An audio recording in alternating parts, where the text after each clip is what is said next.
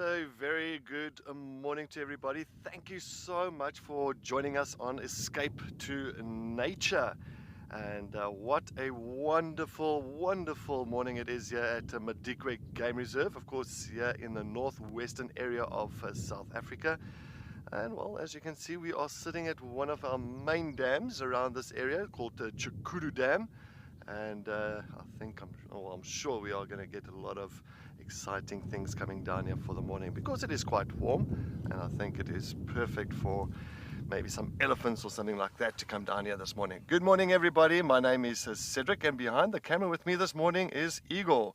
So yes, thanks for joining us on Escape to Nature. Of course, joining us as well this morning is going to be Nick and Karicha, and of course Alex on the water holes. But as you can see, it is a live and interactive show. So if you've got any questions and comments, suggestions that you want to send through to us, please do so. Make sure that, of course, if you are watching on our Wild Earth app or Wild Earth website, make sure that you do register with us so you can send those comments and questions through. Or if you are watching on the YouTube channel, of course, make sure that you do click on the subscription button so you can get all the latest information and content on the Wild Earth shows.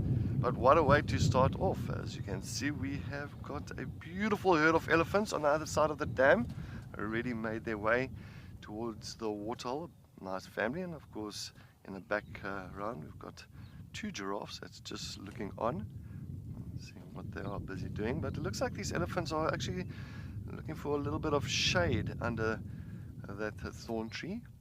Maybe it is, well, as I say, it is getting a little bit warm, so maybe they might just go and have a little bit of a rest there. Or depends on the matriarch, if she wants to move or if she wants to rest.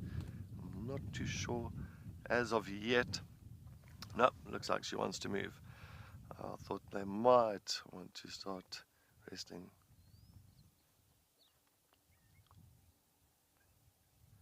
Victoria, an elephantastic Escape to Nature. Victoria, definitely. It's always an elephantastic time here at Madikwe. We always see elephants. I don't think there has been a single day that Igor and myself have not witnessed elephants coming down to drink, elephants moving across the road, elephants feeding. I think here at Madikwe, definitely elephant galore here. But yes, well, it looks like they have stopped there. I think I'm just taking a look. It seems like they've already had a drink for the morning, and definitely all nicely kind of, can I say, sanded up, because you can see all those beautiful red colors coming off of their coat, or not their coats, but their skin. Of course, they definitely had a nice little sand bath earlier. Or maybe they'll come down to drink. I don't know if they have, because we just got here to Chukuru Dam, so we haven't seen if they have had something. Oh, yeah, they come down, maybe one or two of them. Unfortunately, they are behind one of these dead and not knobthorns, these dead leadwoods that's just in the center of the dam itself. There we go. Yeah, and a couple of youngsters as well. Hello. Oh, look at that little one. Look at that little one. So many calves in this place. I think I've been definitely carved up in this reserve at the moment, because I've witnessed plenty of these youngsters, and of course they've been so entertaining for us.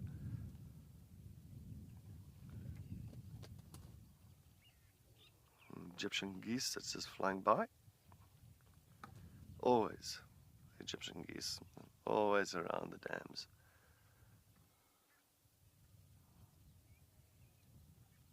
We'll find another one flying past there. Oh, right. That Egyptian geese flew right in front of that elephant.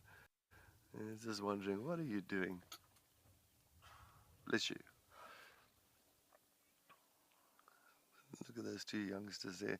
Nice, I like these, some of these herds have been quite huge. I mean, we've seen some of the herds of at least maybe about 30, 40 in a herd. And I mean, that's a proper size when it comes to a family. Herd of elephants here in the Madikwe. And I mean, it's a huge reserve, once again, about 80,000 hectares. And the population of elephants in Madikwe as of now is about 1,600, plus minus 1,600 elephants in the entire Madikwe.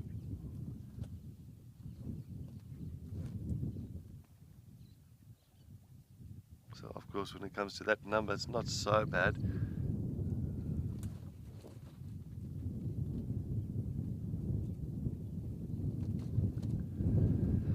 Fenna, yes, definitely. If the matriarch passes on for some other reason, she passes away.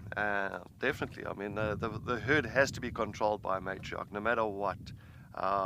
It's a leader. You know, you always need a leader. If you don't have a leader, then all of a sudden that herd is going to be completely bamboozled. They don't know what to do and all that. So they have to have that leader. And sometimes there could be altercations in that herd. So many times you'll find maybe this like almost like a second in charge. So if the matriarch passes on, you'll find that this herd, especially the older and the experienced females, they will pretty much push one of the individuals forward as the matriarch. So they will kind of really nominate her to be the leader for this herd, and then she will lead them, and then they put their trust into that matriarch. But it's usually it's usually not like the biggest. It won't be the biggest one. It'll be the oldest female, because the oldest one is the one that pretty much knows this area better than everybody else. She knows the water holes. She knows where to go and feed. She knows just how to keep those herds safe. And so, of course, they will put all their trust into that female.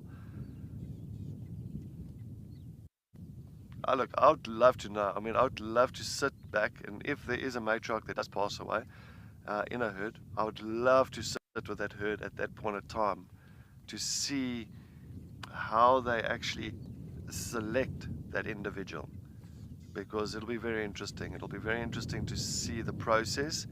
And I think, I mean, I don't even know the process. As I say, it must be very quite deep, and a lot of communication between those elephants, some things that we cannot pick up on. But it will be good. It will be very, very interesting.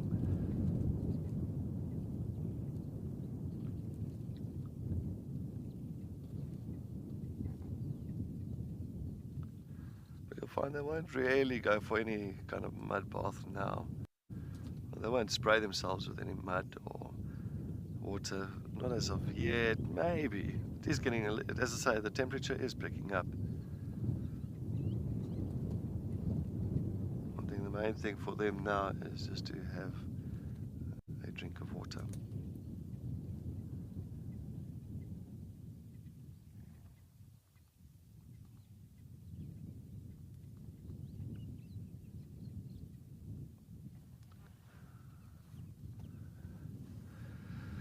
Bundubash, good morning. Thank you for joining us on Escape to Nature. And I fully agree. I can be sitting here, as I say, I've been sitting here for the last several weeks just watching elephants coming down to drink. And to me, it will never get old.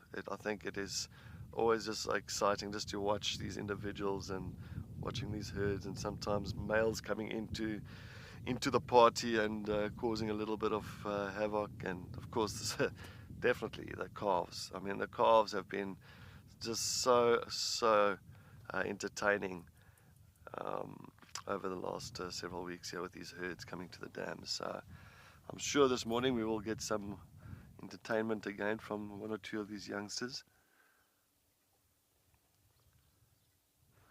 There is also just to the left, got some also two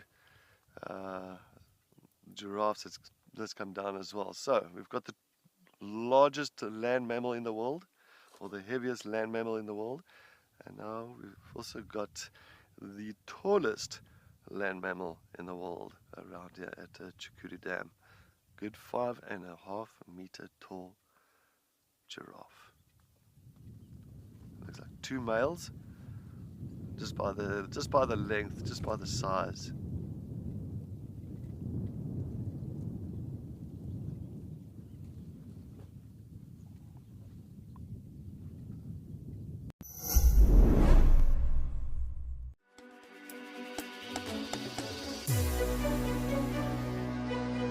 that's epic.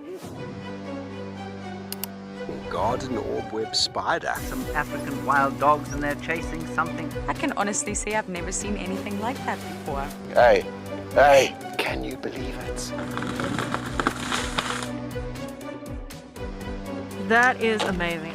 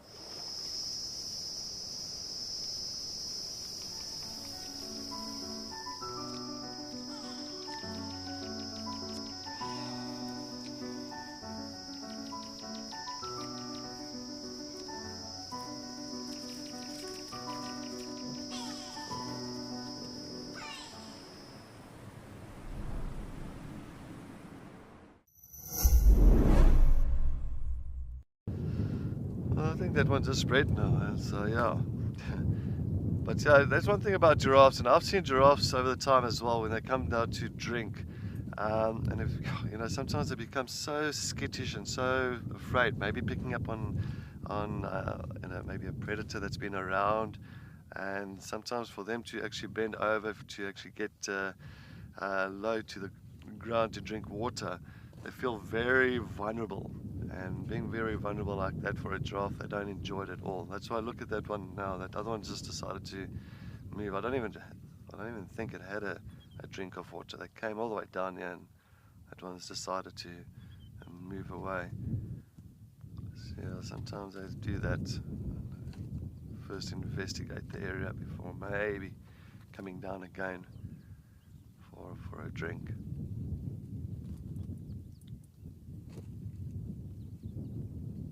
Of course, a younger male following the older male.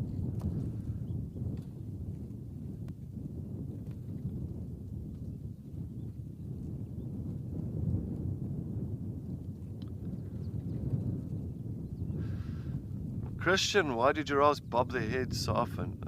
Christian, I'm not too sure why they bob their heads so often. I can't really give you a reason for that. I don't really see them bobbing their heads. Maybe because the head is situated so far up on their neck area that it's the weight. I'm not too sure, so I will not be able to give you an answer on their bobbing of heads. It's just the way they walk. Well, this one's feeling a little bit safer with the impalas around.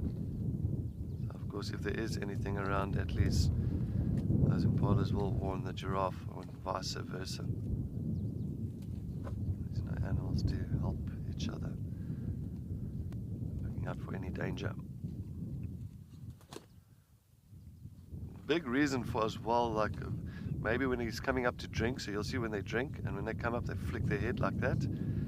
So sometimes when they do flick their heads as well, you'll find that we'll call it a blood sponge, in easy terms, a blood sponge. It's situated just below the brain.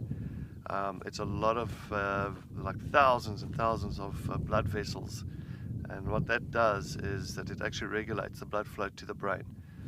And without that, of course, that blood, the pressure from the heart itself, being, I mean, beating up 160 beats per minute from the 11 kilogram heart, I mean, that blood is so powerful, and without that blood sponge, it'll just pass out if they have to bend over and drink. So that's why I think that's many reasons why they actually like kind of flick their heads after they go down low and have a drink of water.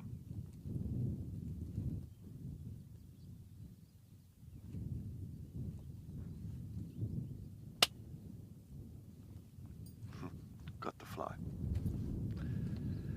So there's definitely experienced a lot of flies here in Madikwe. Flies, flies, flies. Of course, all those impalas coming through as well. You can see that one male, the young male giraffe to the right hand side, just looking out, seeing everything. You can see it moving its head from side to side. Fantastic eyesight, big eyeballs, great eyesight, and of course a nice vantage point as well, being so tall, nicely elevated.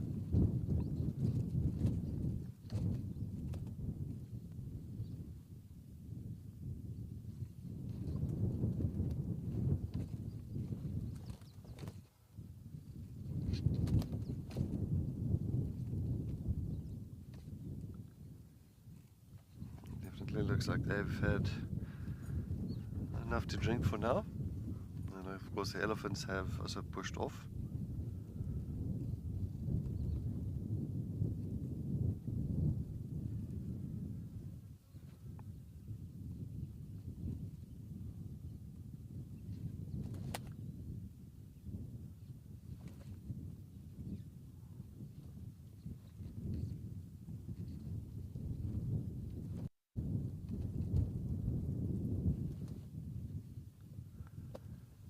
And a whole lot of those impalas, all the oh, look at their little jumps.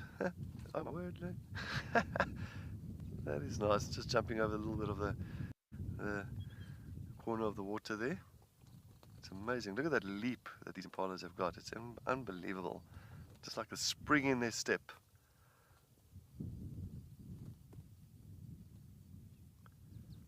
All the females together. So of course, slowly but surely the rutting season is starting to happen. The males are starting to compete for, of course, the females, or mating rights, and for the harems. So that is slowly but surely starting up. Starting up now. So lots of females and one male.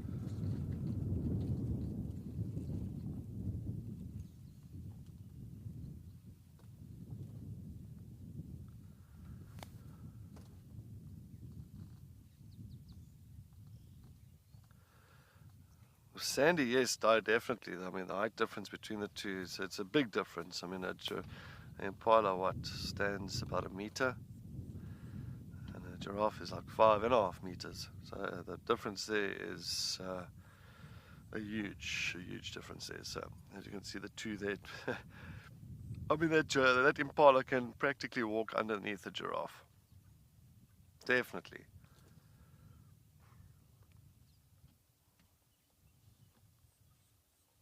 And giraffe is like the Alpha Tower, towering above everything.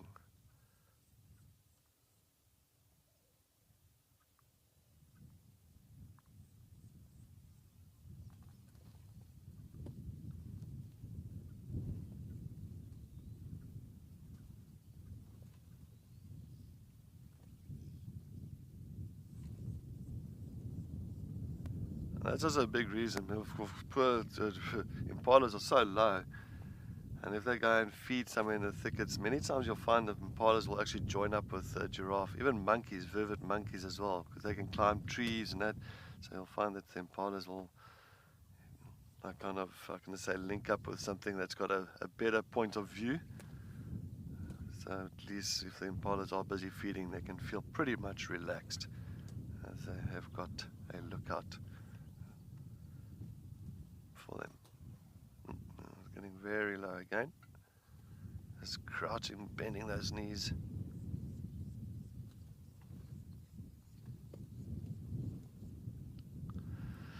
Alright, well, we are going to just sit here at Chukuru Dam and see what else is going to be coming down the side. Let's head over to Kariega with old Nick in the Eastern Cape, as he's also sitting at a waterhole.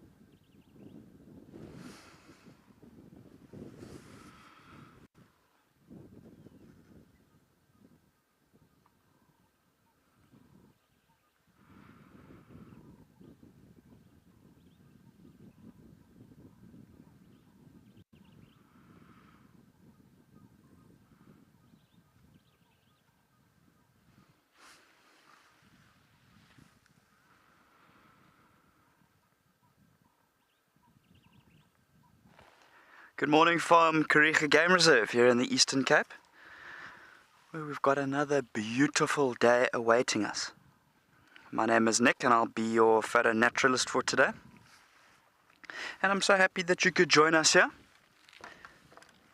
Just remember, this is a live and interactive safari, so if you've got any questions, any comments, anything you'd particularly like to see today, please let me know. I'd love to hear what your thoughts are.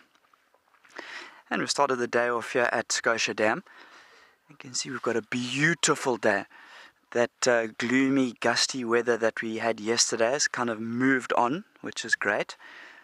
The sun is out, we've got blue skies, 1 or 2 clouds dotted in the area. And it is just a beautiful day to be out and about. You can see we've got a few hoddiedars flying around, a few yellow-billed ducks.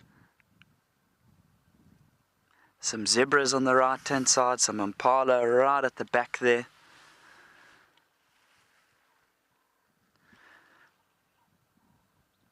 So it is an absolute cracker to the start of our escape to nature here.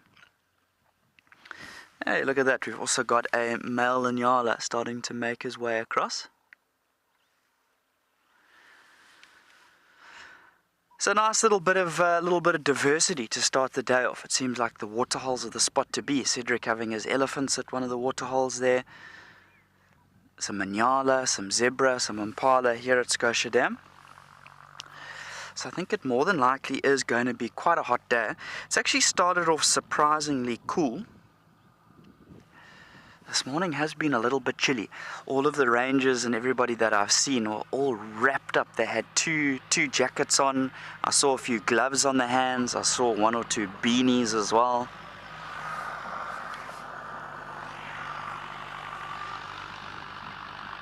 So it feels like some of the winter weather slowly starting to creep in.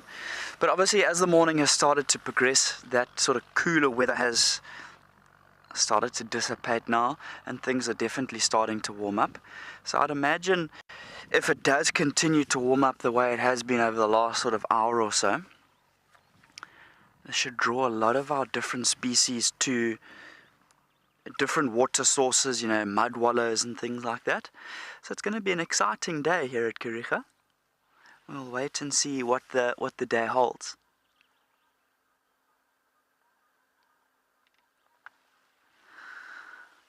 Look at that, beautiful. A little bit of this and a little bit of that.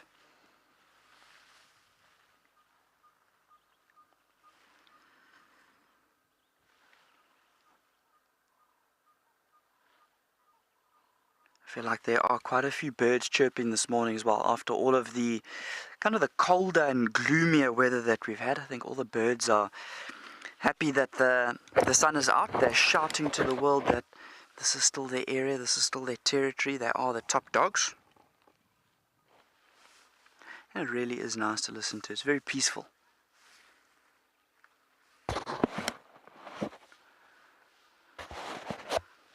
Yeah, so I'm hoping that as the morning progresses, we might get to see some little warthogs moving around here, we might get to see some giraffe as well.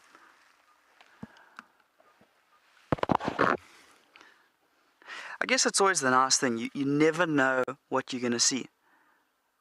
You know, you can go to a similar area on safari a few times, but you just never know what it's going to produce.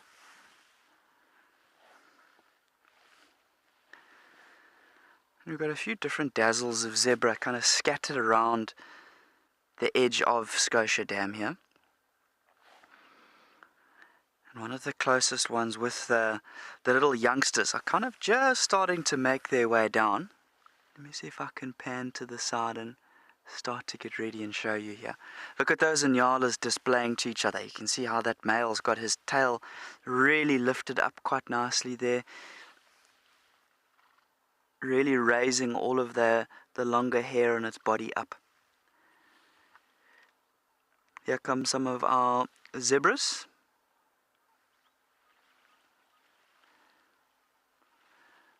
There's some little foals making their way across. Just a scene of plenty here at Scotia today.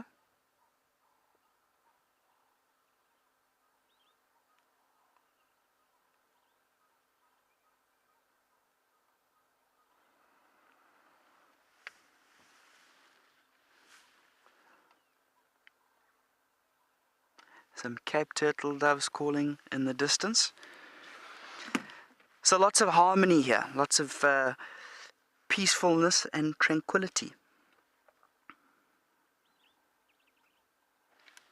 What a way to start our escape to nature. In terms of my plan for the morning, everything's really starting here at Scotia Dam. It's all happening really. So I think I'll more than likely stick around here at the dam for the next little bit.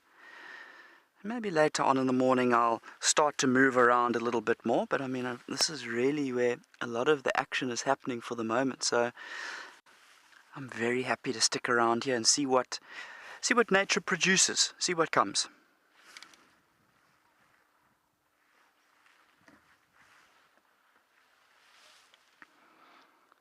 Look at this, these zebras slowly making their way towards us here.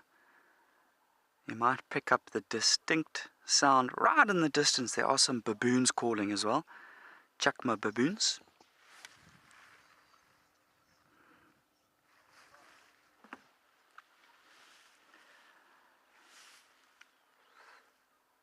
Pamela, thanks for your comment. Yeah, it is. The little yellow-billed ducks swimming in the background really add to the scene here. They're kind of just gently doing their thing. Obviously they've got those nice webbed feet and they're kicking under the surface there, just cruising gently along, moving from A to B. Remember, they're looking for all of that plant material that's growing in the water itself. They're going to be looking to feed on that. So everybody's kind of doing their own thing here this morning, which is really nice. It's nice and, like I said, nice and peaceful. And our herd of buffalo that we had high up on the ridgeline yesterday, it looks like they've actually made their way down here to Scotia Dam, and they're actually right here on the edges. Let me see if I can show you. Look at that, there they are. Hello guys. And you can really see now the types of conditions that we've got today. A little bit of the blue sky, some puffy clouds right at the top up there. And our buffalo just living their best life. So there were one or two buffalo that did come down to Scotia Dam to have a little bit of a drink earlier, but the majority of the herd has kind of just hung around on the outskirts of the waterhole here.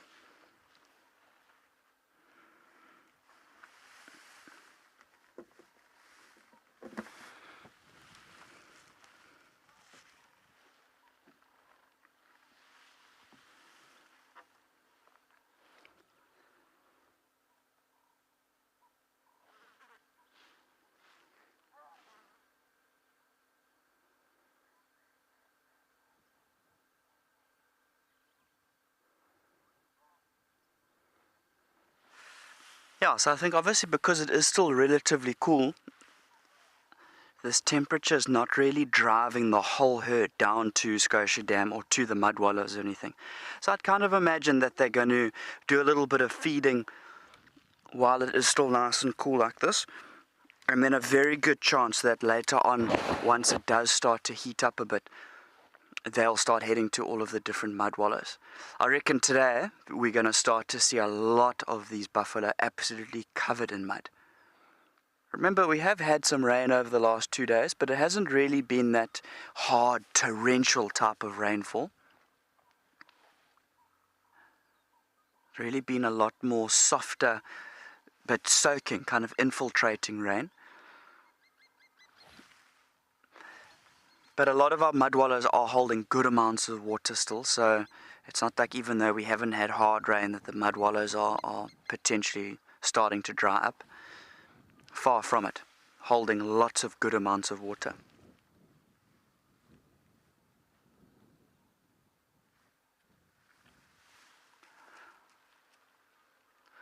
Now, there's been a few white-necked ravens flying around, the haudidars have been moving around. You can have a close look that as this herd of buffalo does continue to feed, we might see some Cape longclaws strategically using the sort of the big size of these buffalo, hoping that they flush out some insects. They could be looking to catch them on the wing.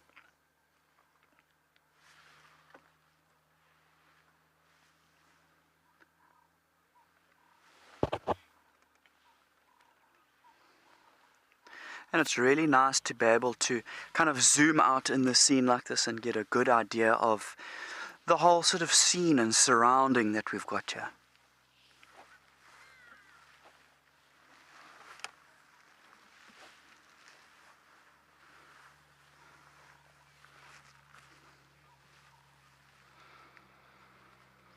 And we've got plenty more zebra that have made their way down to Scotia as well. Let me see if I can show you on the other side here. Look at that, you can see under the Scotia tree in the distance there are zebra all over the place. So it's definitely a day for zebra here. Plenty of buffalo, but I feel like it's the one herd of buffalo that we've got. And you can see this is more than likely a few different dazzles of zebra that we've got here.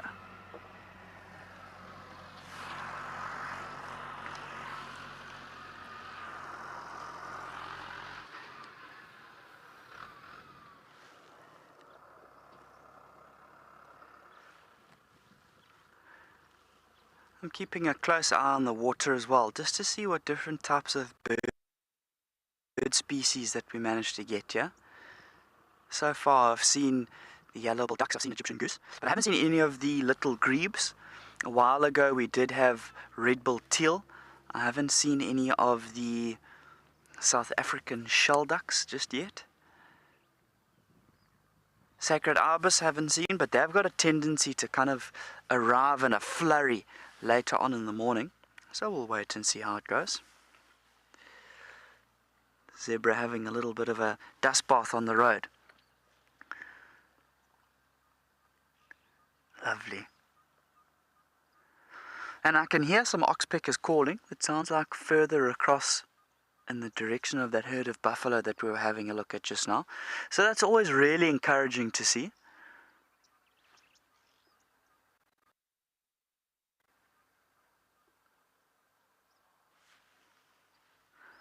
And there's actually a little, looks like potentially a wagtail that is between these two zebra that we're having a look at.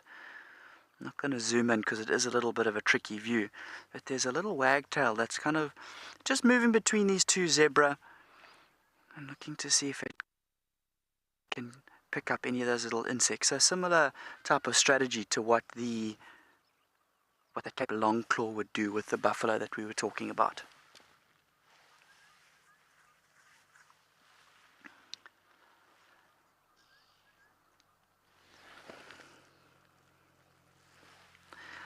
Alright, I'm definitely going to stick around here at Scotia Dam and the surrounding mud wallows. It seems like the spot to be here at Kariega for the moment.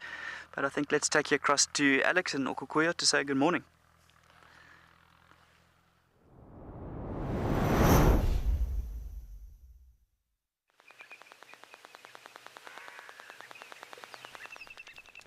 Thanks, Nick, and good morning, everyone. Welcome. Happy Monday to you. course, you are with myself, Alex, and we are here in Okakuyo at the moment. And the action really only just starting to kind of tick upwards. It's been quite a quiet start here, of course, from start of this morning. But a number of the lovely Namakwa sandgrass around. We've got a few springbok, one or two impala, and there were some zebra about just now as well. So we'll try to get a little bit closer. A little bit of wind here at the moment. Not anything too hectic to be worried about. And of course, we've got the blacksmith lapwings as well. They're also with us. And there are the impala. I'll just also come back out.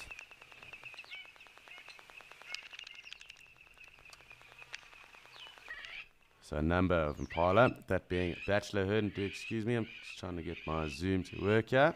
It's gone a bit further than what I needed to.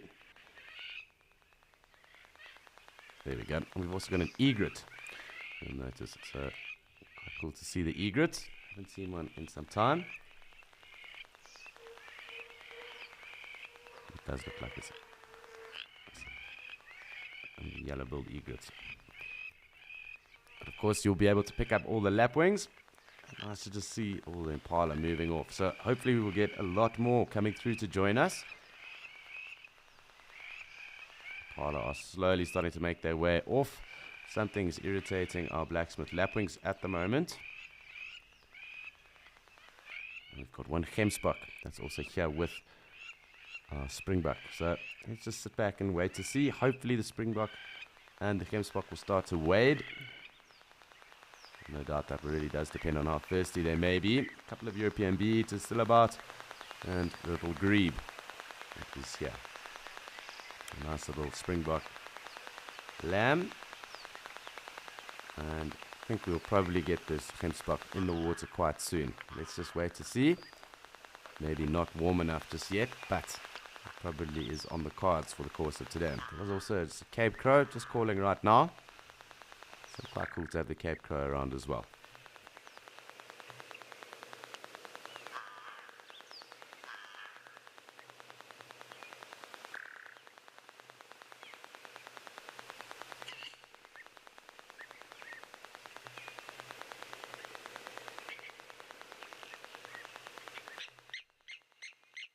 Hi Rolo, yes, it definitely has increased in terms of how much water is in the waterhole at the moment. Just the levels of it also rising quite nicely. We did think that a couple of days ago perhaps some precipitation falling, but also with the zebra numbers also coming down a little bit, perhaps the waterhole being able to stock up or refill itself. Not having to cater to as many mouths, but we'll just have to wait and see. I'm sure there are a number of them still around in the area. Otherwise, we're just going to sit here and enjoy our springbok. This gemsbok hopefully also going to give us a nice treat now too. And we'll just have to wait and see who else may come down and join us.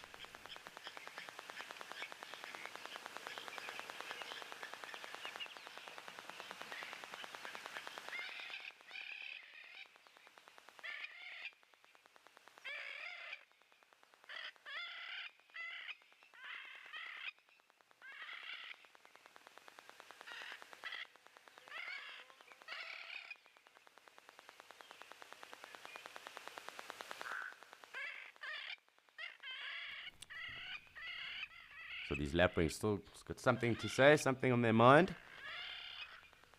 Perhaps some of the springbok that are milling about, causing a little bit of angst with the lapwing. We'll just have to wait and see. The gemsbok treating us at the moment. You can see just how pretty it really is.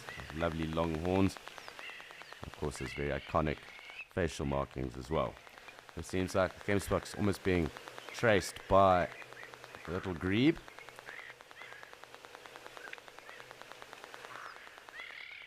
Just kind of keep them all in focus for the moment. So a couple more springbok coming down, hoping that the gemsbok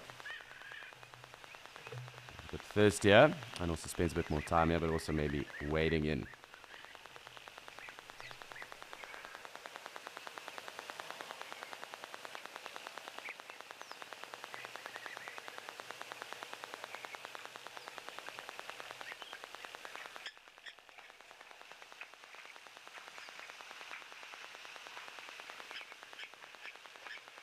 Hi Ariel, thank you very much. And as hoped, the Gemsbok has decided to wade into the water like we wanted, but Ariel wanting to know about Gemsbok breeding season. And in fact, they do breed throughout the course of the year. So there isn't really a set breeding period for them. And we have seen calves, but of course with them being dropped throughout the course of the year, we do have to kind of pick up, and we do have to then also wait on some of the bigger herds then to come through and join us. This one probably just being a lone bull at the moment. But it is awesome when we do get to see them. So it's not something we necessarily see all the time. We do have to wait, like I said, for those breeding herds to come down. And then there is a chance, obviously, of picking up on the calves. But there isn't a set breeding period. And they will drop calves throughout the course of the year.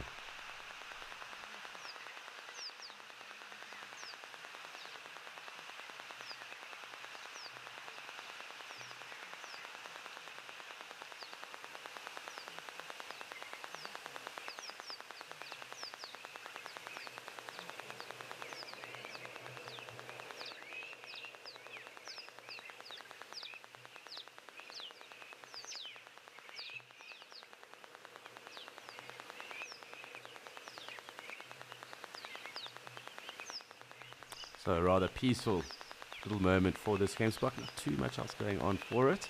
Of course, no immediate threats or anything either. So I'm sure an awesome, relaxing way to kickstart its Monday in week. I'm hoping it does hang around in the water for some time, because it really is quite special when you do get to chill with them like this.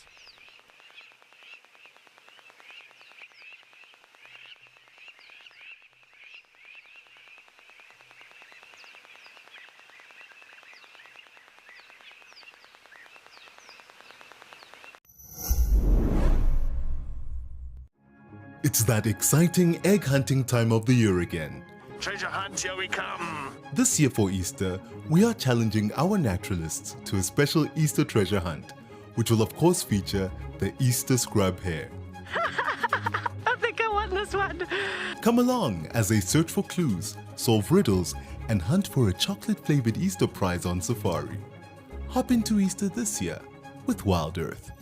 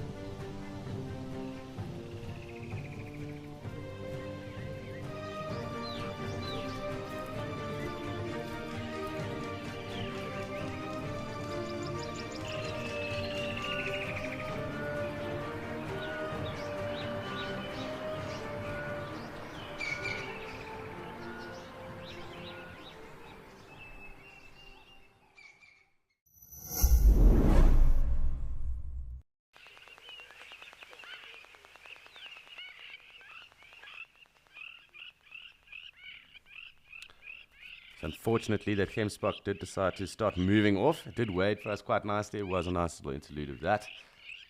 But we are just watching it move off into the distance, listening to all these lapwings at the moment. And just awaiting any of the other characters to come join us here at the waterhole. There's still a few European bee-eaters about. It seems that the Namakwa sandgrouse have also moved on for the moment, so we'll just have to sit back and enjoy and just wait to see who else comes down to the waterhole.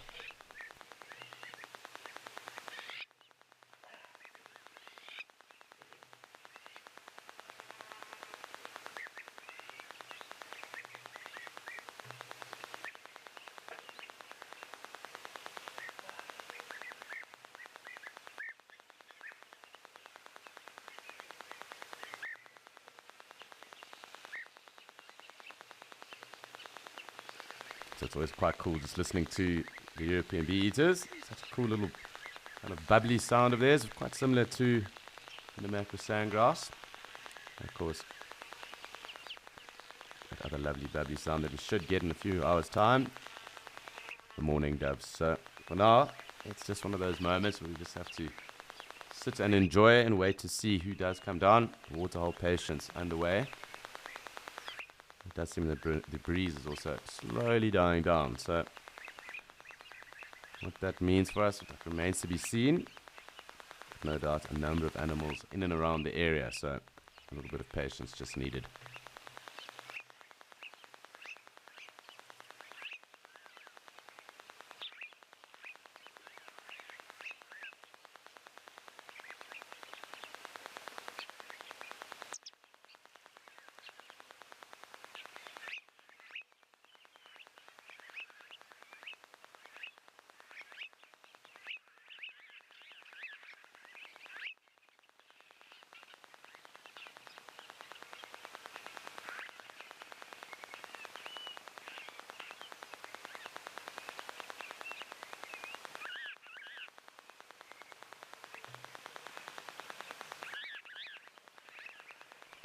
So a couple of starlings also calling about. I'm sure we might even pick up the odd weaver here and there as well.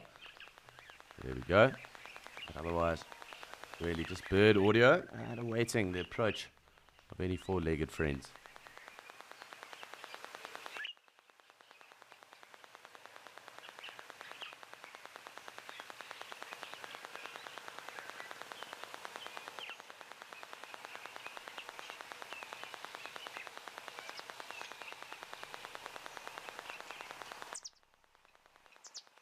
So while we sit here and wait for the next bit of action to come through, it's time for us to head across to Andrew and see his zebras in Amakhala.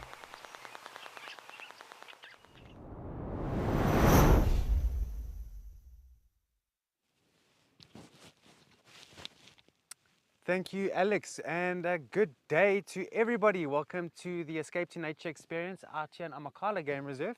Hope everybody is doing very well today. We are starting off with some plain zebras, which are just over there. And here I am. Hello again, everybody. My name is Andrew, and I have my friend Mpo behind the camera. And we're going to be trying to look for the three amigos in a little bit. But in the meantime, let's have a look at these zebras that we have found. The plain zebra, previously known as Burchell's zebra. Let's watch them a bit.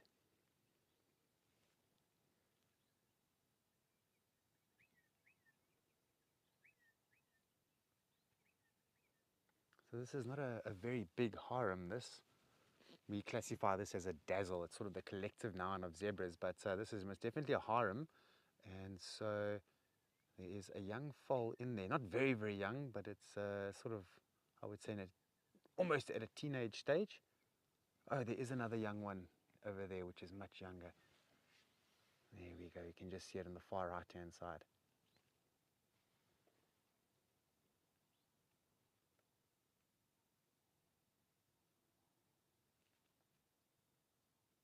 Yeah, so we are actually heading to the western end of the game reserve, and in this western section we do come across a lot of these plains game animals, such as zebra.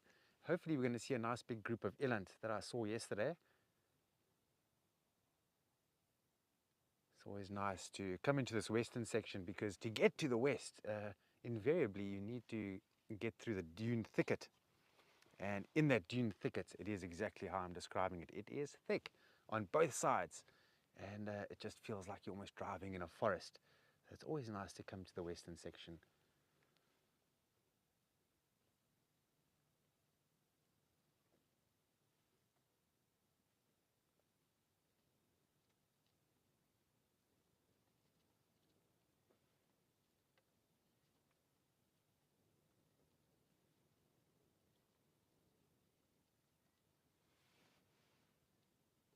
Wild Wendy, good morning, good day. Wild Wendy, they do roll around in the dirt. They do that, especially in the fine sand that we get out here. They'll do rolling, much like a horse. And I'm not sure if you've ever done a horse ride, but often when you finish doing a horse ride and you take the saddle off the horse's back, because of all the sweat and so on, immediately the horse goes to the ground and rolls quite violently on the ground. Zebras do much the same. And it's quite nice to see that because, I mean, it's a big animal, and to see such a large animal on its back with its hooves in the air, it's actually quite nice to watch that. And then they get up and they sort of dust themselves off, and you can see they enjoyed it.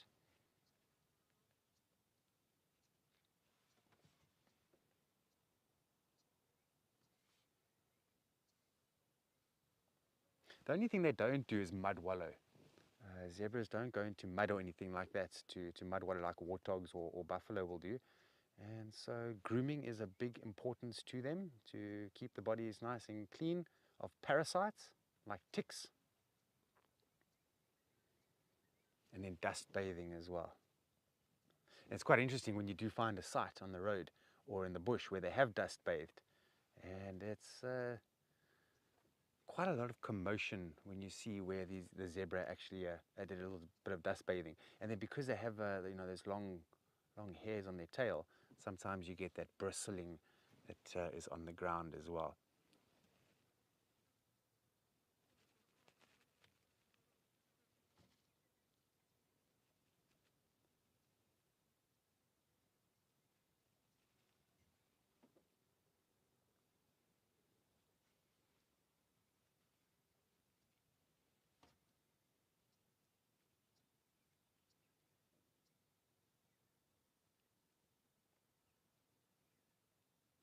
Now, zebras are very important for the ecosystem. Every animal out here has a niche, an important role to play in nature. And so zebras, they have a few important roles. The one important role that they have is that they are going to bulk graze. And so they do control the vegetation, the grass out here, which is quite important because if grass gets too long, then it's not very nice to eat and animals avoid it. So zebras will eat longer grass and they snip it shorter. And then other animals can come along and eat those shorter grasses, much like wildebeest, a term called grazing facilitation. Then another role that they play that is quite important is that they are going to provide food for predators. And so big prides of lions, or your prides of lions, this is going to be a good food supply. For the predators. Everybody can, or most individuals, depending on the pride size, of course, but most individuals can get something to eat. Big animal.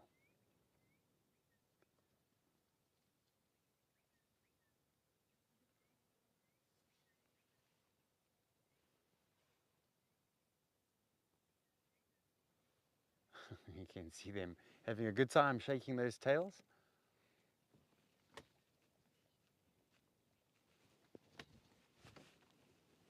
You see them, often they'll shake their tails. My favorite is when they shake their tails up and down, not side to side.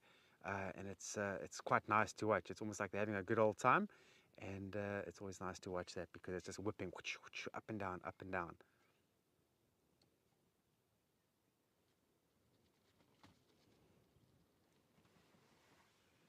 Just beautiful, lovely to watch them.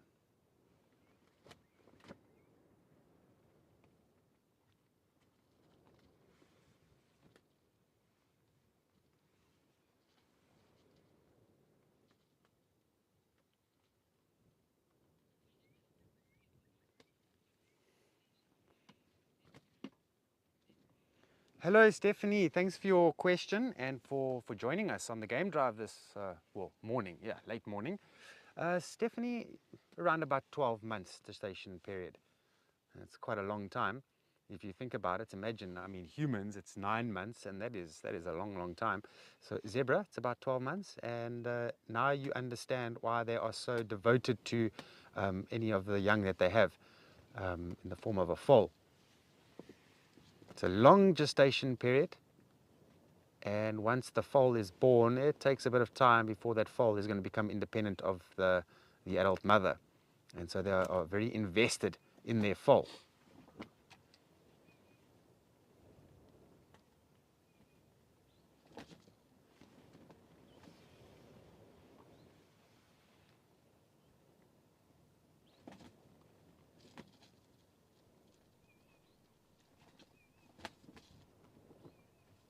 It's only one foal at a time.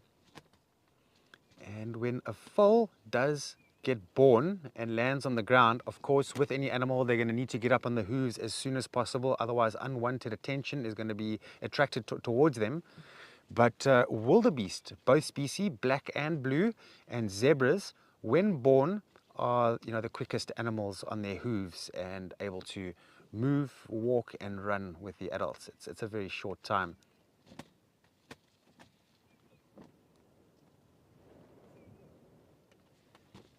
I remember I saw an elephant give birth a good number of years ago in the Timbavati Game Reserve with Morris, my tracker, and my guess. And once that elephant was born, it was at least an hour and a half before that elephant managed to actually gain the strength to get up onto its legs. So that's quite a long time to get onto the feet.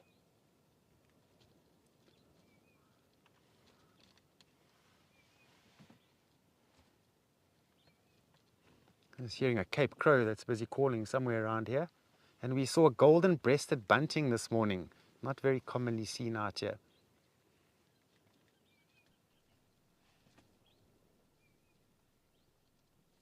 Okay, so from one zebra to another, I believe shame, Alex has got some zebras he's waiting for. So let's head off to Ukukuyo.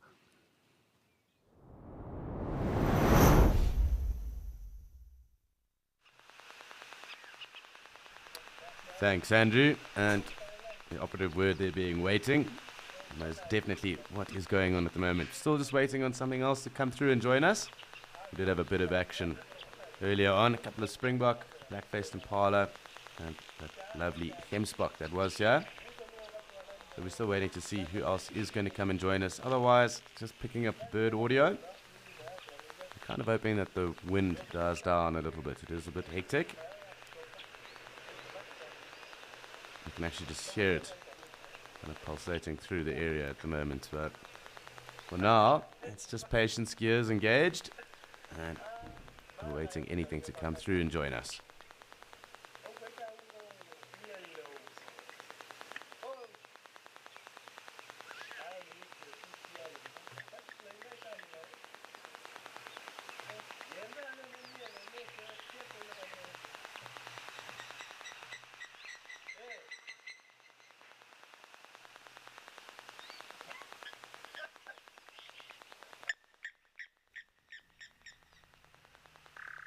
So little pockets of activity really starting to come through. Not too sure where that egret got off to.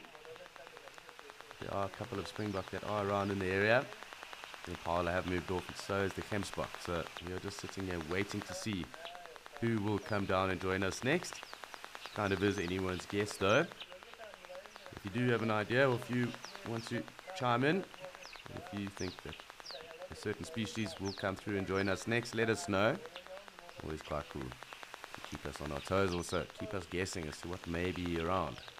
So let us know what you think. Otherwise, let's just wait and see who else is going to come down.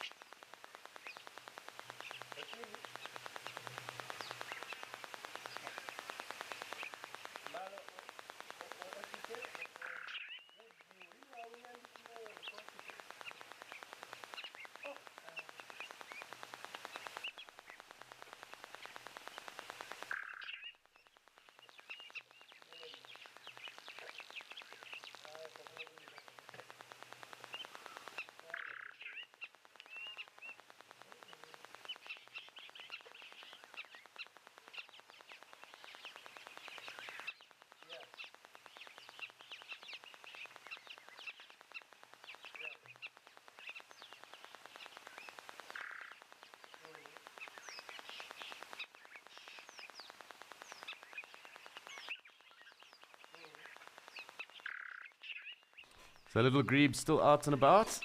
Everyone else kind of hanging back, except for this wildebeest that's on its way down. So good to know that patience is rewarded.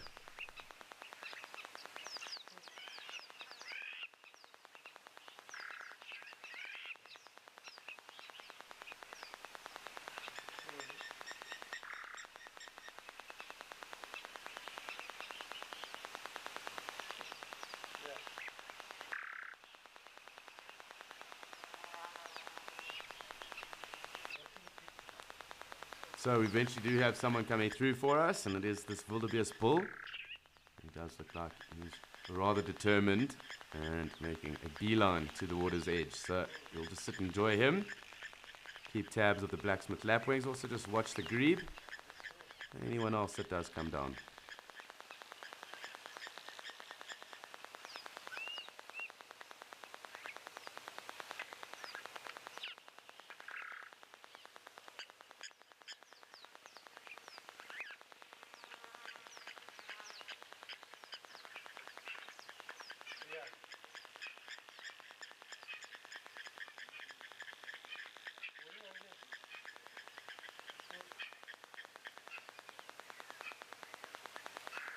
So here comes another one of the wildebeest coming through to join its mate. And of course, springbok, that is here. So we're slowly starting to heat up again. No complaints about that. It is nice when you have lots of things going on and lots of action. It's really quite fantastic that we are being rewarded once again. So it looks like a little herd of zebra. Not zebra, wildebeest that are coming down. And hopefully they will hang around for some time, although it's not generally the case. They do kind of get through their drinking rather quickly and then start heading off. We'll just have to wait and see how this all unfolds. But nonetheless, great to have them here, and another species to add to our list.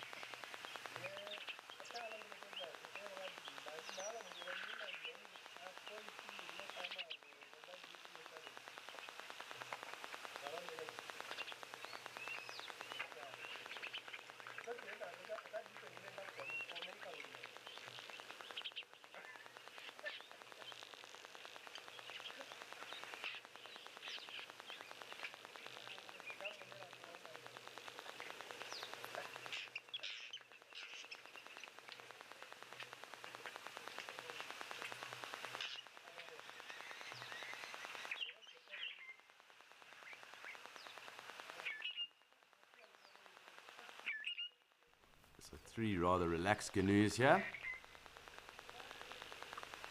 Still a few birds also calling about, not being too put off by the wind that is around. You'll notice that just off the surface of the waterhole itself, it is a little bit blustery and gusty around here, and that might affect the numbers of animals throughout the course of the day. Also, a variety of bird calls we make here as well. So we'll just have to keep tabs on all of that. Does look like it's going to be a rather warm day here at some point. Mercury probably getting around 45 odd degrees, I'm thinking, throughout the course of the day, probably at the heat of it. There's still a number of little springbok in that are about, and it looks like these wildebeest are going to start to push off. So we're just going to have to sit back and wait and see who else decides to come and join us.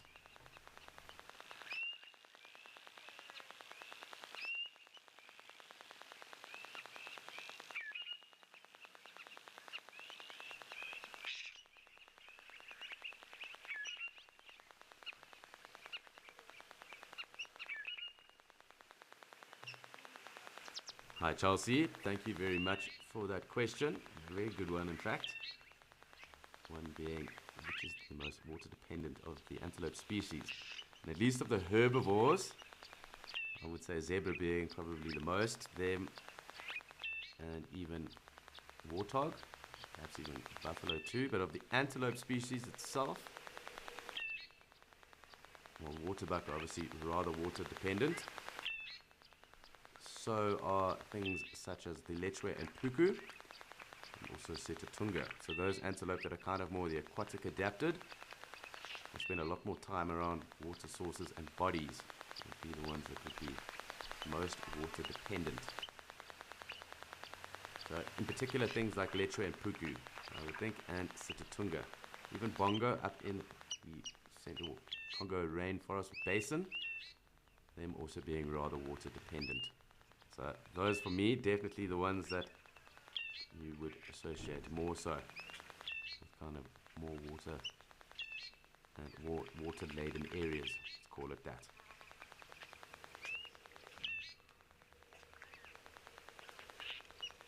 It does look like our wildebeest are moving off. That was a nice little sighting, nice to see them. Great that they did come through and join us. Good number of springbok that are here at the moment, so we'll do some time spending with them, catch up, see how they all go about it. But a rather healthy number of them slowly starting to come through, and no doubt that'll probably be a theme throughout our escape. There's little pockets of springbok dotted throughout, also enjoying wading into the waterhole itself.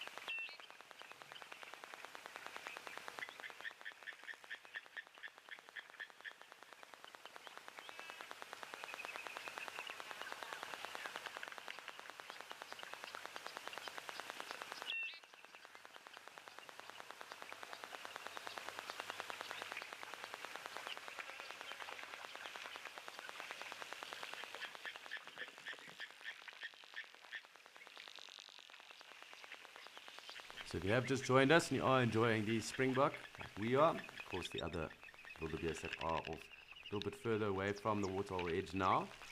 If you have just joined us, it is time to register for Earth Quiz Mania, and that's in aid of Earth Month. So this will be running from Saturdays and Sundays in April, and Wild Earth will be hosting a Quiz Mania Marathon. If you think you have what it takes to be the crown of Quiz Mania, and the Quiz Mania champs of Wild Earth, please put yourselves to the test and enter your team of 2 or more at wildearth.tv/quizmania. Registrations close on the 29th of March. So you've got 2 days left to do that. Make sure you don't miss out.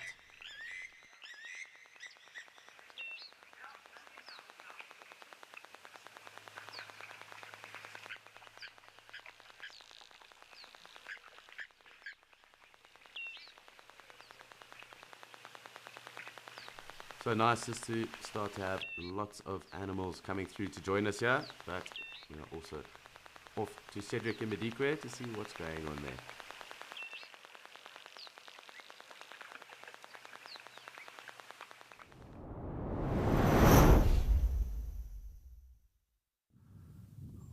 Alright, well, we've got a beautiful male elephant up here. Just we're going a little bit further north of into northern areas of Madikwe, and as you can see, we've got a nice male elephant that's just busy milling around and feeding on some of the bushes, but it's all by itself. I don't see any other elephants in the vicinity. Not the oldest of males, maybe like maybe mid-age, close to 35, I say 35 years old. Unfortunately, he's just gone behind this tree now. I'm sure he'll be coming out very shortly. So my idea of coming into this area is just to try and locate on some wild dogs that was pretty much seen around this area this morning. So I thought maybe just come and scratch around here. Well, maybe we are lucky with those wild dogs, but so far no joy. But the only joy we've had here is this beautiful male elephant. He's definitely making it a little bit difficult now. He might come out for us.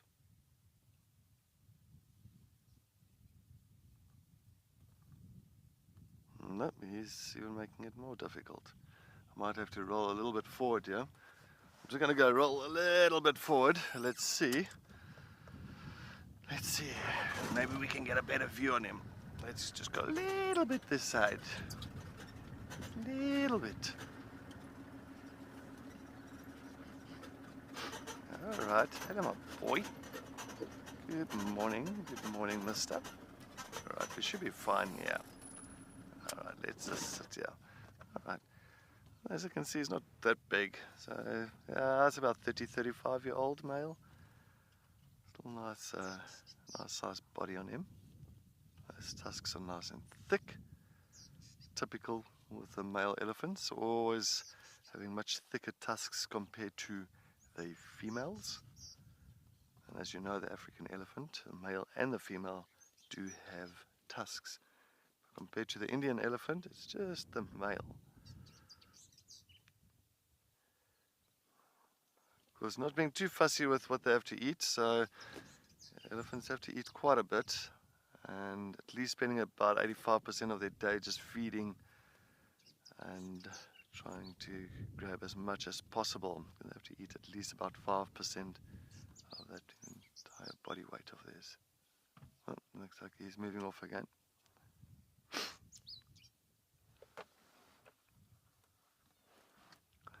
Oh, sorry, I think I lost complete.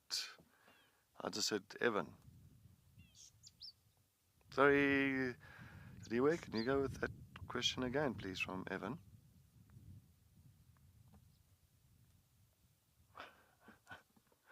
I'll have to get that from, I'm not getting it at all. No comms here. You get nothing as well.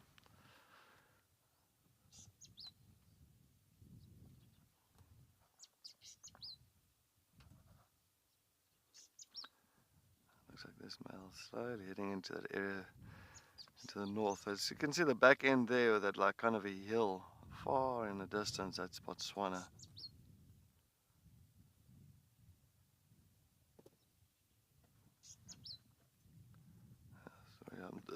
Okay, let's maybe move a little bit further down. It seems like he is heading away from us.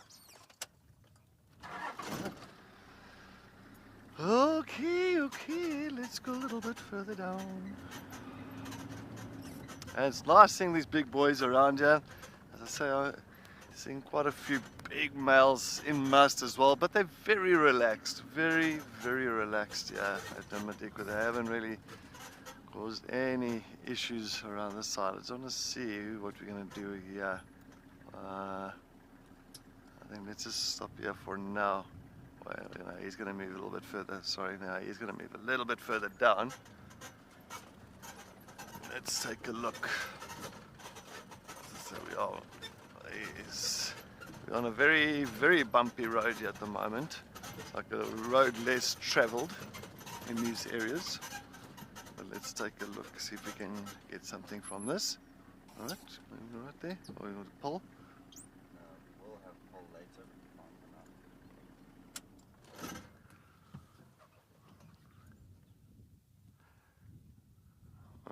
Just pull.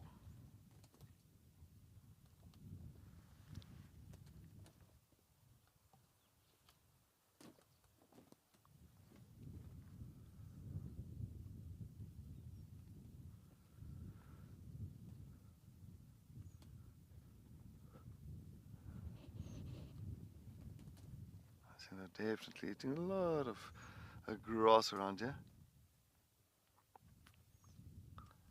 But as he is moving a little bit further away, I think let's head over to Alex in Okokweyo to see what's happening up there in Namibia.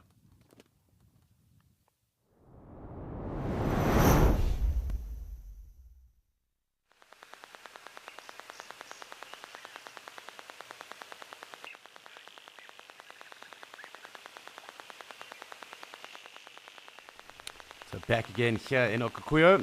Wildebeest coming back down to join us. A number of the Springboks still hanging about. Numbers also slowly starting to fade away a little bit, it seems. We can't complain. Lots going on.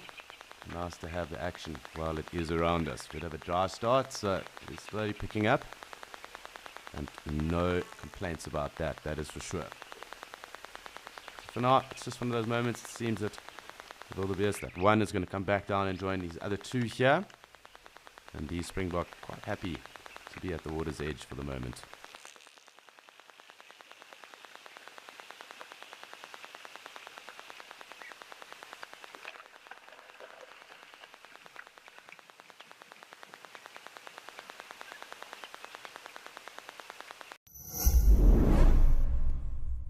Did you know that explorers are watching ad-free right now? Right this very minute, they are listening to the soothing sounds of nature and seeing uninterrupted content. I am shaking with excitement. But don't fret, you can try out an Explorer subscription in monthly, 6-monthly and yearly options. Experience nature naturally, totally ad-free. Wild Earth Explorers, it's in your nature.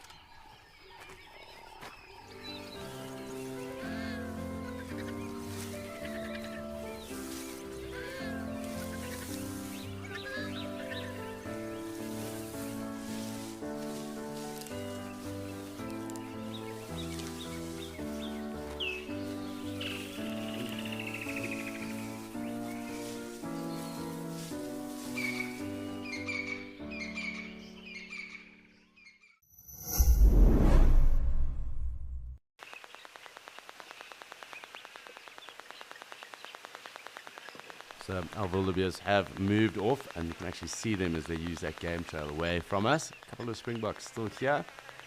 And that's exactly what we're doing, spending some time with them, watching to see if the wind does pick up or slowly start to die off. Just taking in any of the bird audio that is about here at Okukuyo.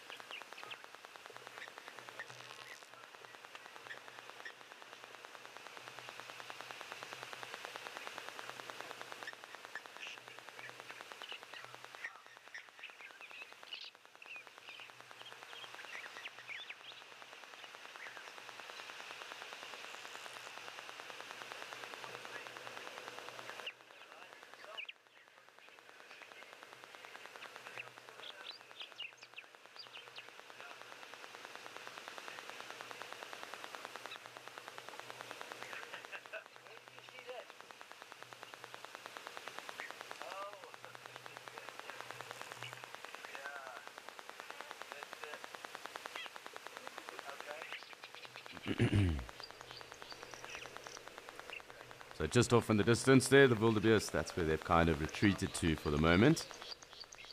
Still a number of springbok that are around here. And that wind kind of picking up, so a bit of the bird audio being kind of enveloped, swallowed up by that. Let's just have a little look to see who else may have come through on the other side. There's a wildebeest bolting around there. Can reach quite high speeds, about around 80 odd kilometers per hour. It looked like a little bit of fun and games. No one really around on that side. Springbok that are treating us at the moment. So we're just going to sit back and enjoy them. Those wildebeest are running away, it seems. But we'll just have to wait and see who else comes and joins us. So for now, the Springbok are about. There's that grebe just in front of them. And this is who we're spending time with.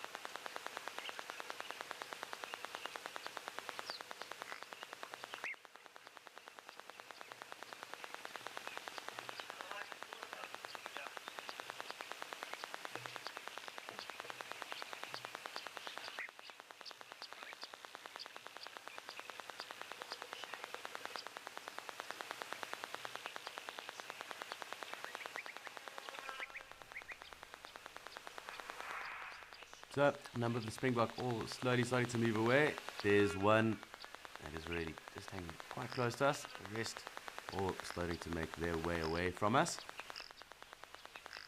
You'll kind of pick up that little shape of them as they move around. Quite camouflaged in amongst the concrete and also the brown that's coming through as well.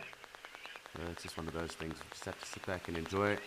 And this is really the way of waterhole dynamic. You kind of have to just wait and enjoy it does come through. So patience is always the way to go about being at a waterhole, and it's definitely being exercised at the moment.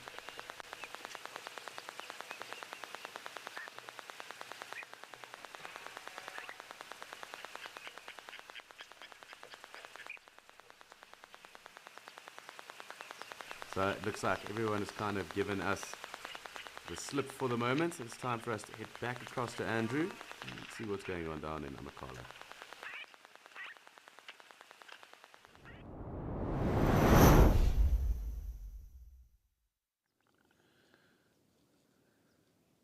Beeping.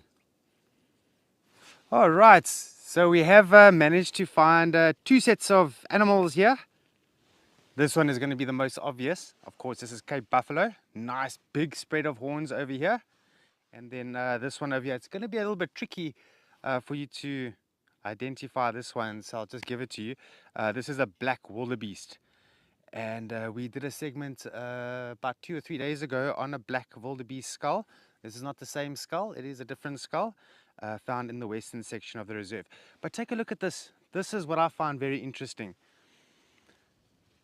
Okay, so this is definitely a bull buffalo, and you can actually tell because of this piece over here. And you see, this is what we refer to as the boss of the animal. This is the boss, and then the horns follow.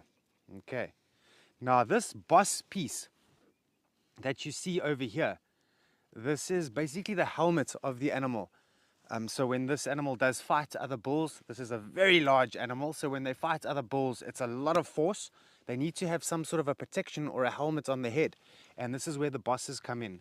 Now these bosses actually only solidify and become very, very hard after about between 7 and 9 years, and anything before that, the bosses are a bit soft. And if a buffalo gets into a fight and the boss cracks, you have sometimes blood for a few days dribbling out the top of the boss. So it's important that if a buffalo is going to fight, must make sure that the bosses are nice and solid, and then the skull doesn't crack, or the bosses don't crack. But again, just like the other day with the black wildebeest skull that we had a look at, we spoke about how the animal died. Same is going on here. This animal was killed by lions at some point in time, And a good few years ago, there used to be a coalition of lions that were operating out here, a magnificent coalition, 2 males, and in a space of about 6 months, they killed about 20 buffaloes. Isn't that a lot? So this has been crushed. You can see this is badly damaged from here all the way up here. So in the process of, lions trying to finish off a buffalo, they grab this muzzle piece over here and they crush. And that's exactly what's happened over here. And this has been here for a while, probably a year plus. And because of that, it's bleached white. Sometimes other animals will come along and gnaw on this, like porcupine, looking for calcium and so on. And I can see a little bit of gnawing marks over here, probably done by an animal like a porcupine. But there's another thing I want to show you what I find very interesting. Now this, being the horn, this is keratin, which is a very well-formed protein. And it's almost undigestible. I don't think it is digestible really for the majority of the animals out here. And so, often enough, when animals die and they've got horns, you find that if there wasn't a specific type of animal out here, we would find horns all over the place, because there is a particular animal that breaks down the horn. And I'm going to show that to you now. Just going to flip over the skull.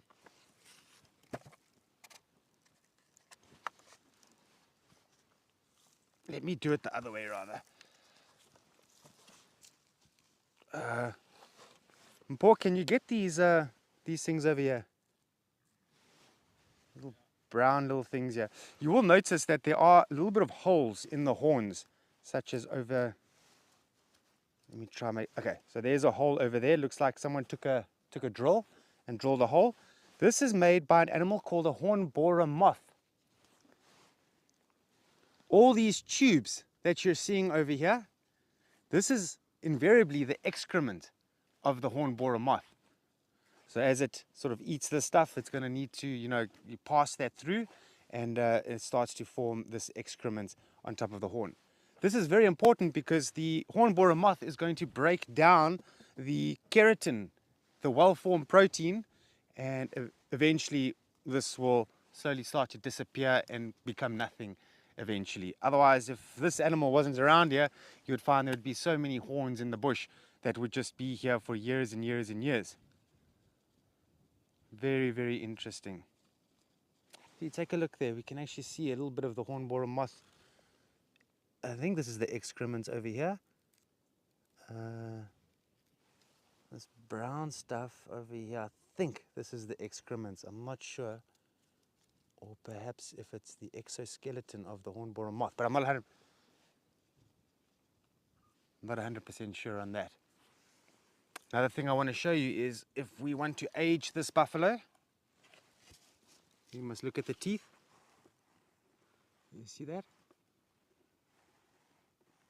So there's quite a few ridges still in the teeth here. So this wasn't an extremely old buffalo. This was a buffalo heading towards maturity. Sadly, it did get killed by lions before it managed to get to that point in time. And yeah, and that's it. This is only the 3rd set of buffalo horns that I've found here in Amakhala.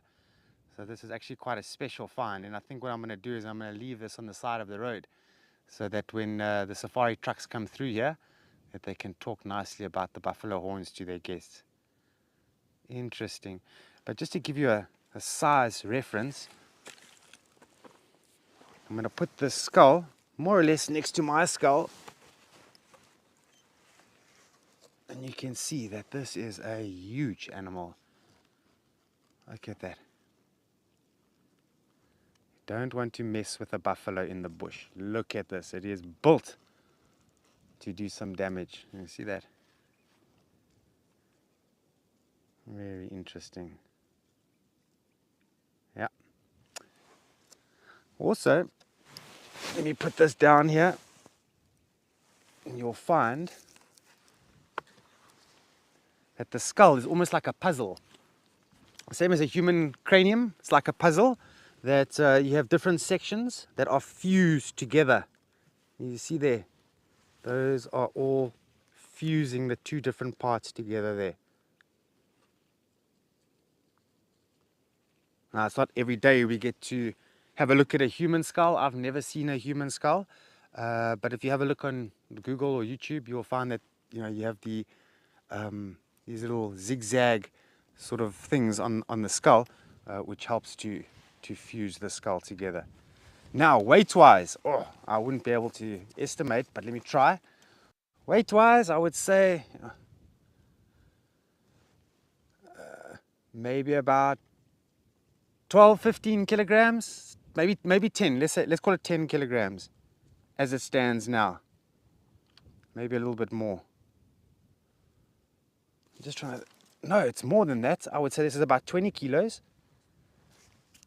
So I'm just trying to think of how much my luggage weighs when I fly to Madikwe. It has to be 20 kilograms. And okay, so maybe about 15 kilograms. Very, very cool. Nice find. You don't often find these in the bush. Mpo, have you seen a lot of buffalo skulls in the bush before?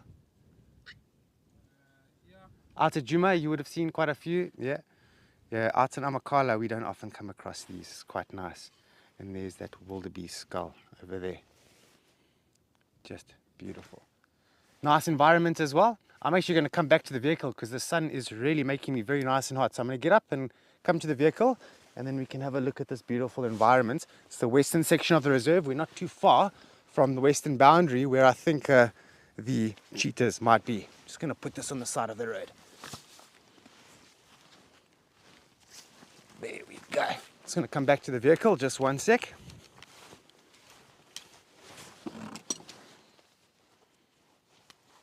There we go. Back in the shade. Okay, so let's take some.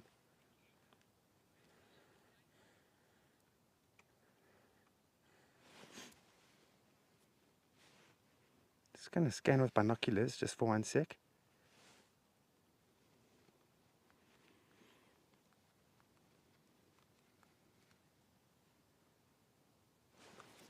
Just going to make sure that these cheetahs are not lying somewhere down here.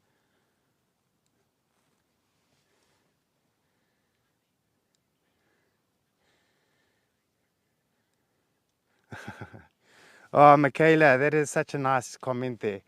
You wish I was your science teacher? Oh, I don't know too much about science. Although my strongest subject at school was biology and geography. So if I could maybe be your biology teacher, that would be a bit more suited for me. I think if I was a science teacher, I think everybody would have a good old time because you wouldn't really do too much learning because I wouldn't know too much. I don't know if you can notice all these termite mounds that are out here. They're like little rondavels, little huts. It's a nice color because of the substrate of the soil that is found out in this western section. You find that these termite mounds are a little bit yellow in color. See that? And if you go to an area where there's a bit more clay, so these black soils, you get a bit more of the clay coloring on the termite mounds. And then I have seen a white termite mound, also from the substrate, a much more pale substrate. But it's very interesting, the formation of these termite mounds. It needs to be very hard because the termite mounds don't have the option to run away. And so if the aardvark, who's their main predator, who's going to go into those mounds to eat the termites, now the termites need to think of a strategy how to make that mound very nice and strong and hard to make it much more difficult for that aardvark. And the way they do it is they'll collect some sand, they'll take some saliva, the dung, urine, and exoskeletons of previous termites. And they mix that all together. And they'll pack it, and as the sun dries it up, it becomes very hard.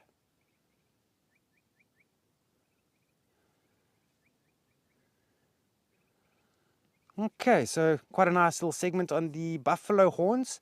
But Nick in Kariga has got a live buffalo that he wants to show you. So let's go and see.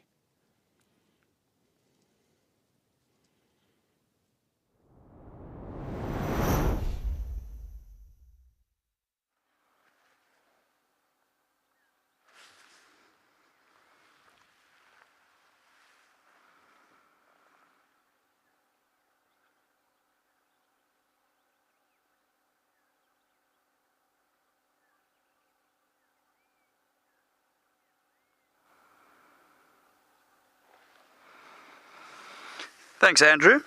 From one buffalo to another. We've still got plenty of buffalo here. Can't say I've seen too many of the buffalo here with any significant scars, scratches and wounds. It really is nice just to spend a good amount of time with them. And the herds actually moved quite slowly this morning. It's been very interesting to see. So normally there's quite a sort of like a set plan that they've got. You know, they kind of oscillate around the open clearings as they keep feeding. You can see one or two of the buffalo have kind of settled down, but still the large majority of them are moving around and still feeding. And often we see them kind of circumnavigating the whole open clearing. And they've really stayed relatively close to Scotia Dam here. So we're kind of just on the southeastern side of Scotia Dam.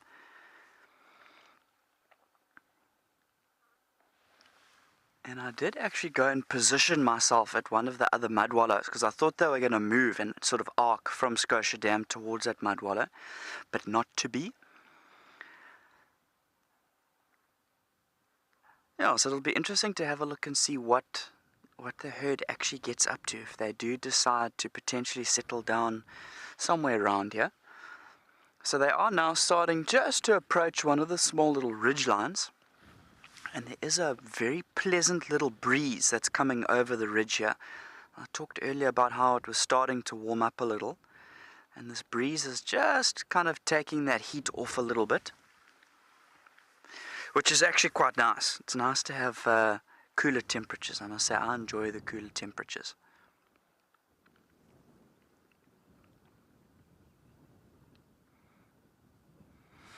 But yeah, I mean, just thinking about what Andrew was saying about, you know, scratches and scars on buffaloes, they always tell such a story, you know, whether it's on buffalo or something even like lions. You know, you look at a male lion who's been a dominant male of an area and of a pride, and maybe even, you know, 2 prides, 3 prides for quite a while. He's always going to have lots of scratches and scars, particularly on his face. And they really tell a story.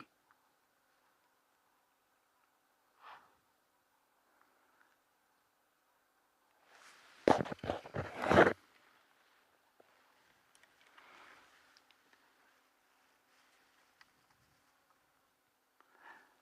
we've got wave upon wave of buffalo.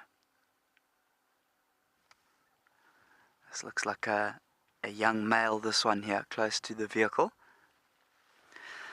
So he's got himself stuck into the mud there today. Look at that. Look at all those textures on the side of his body there.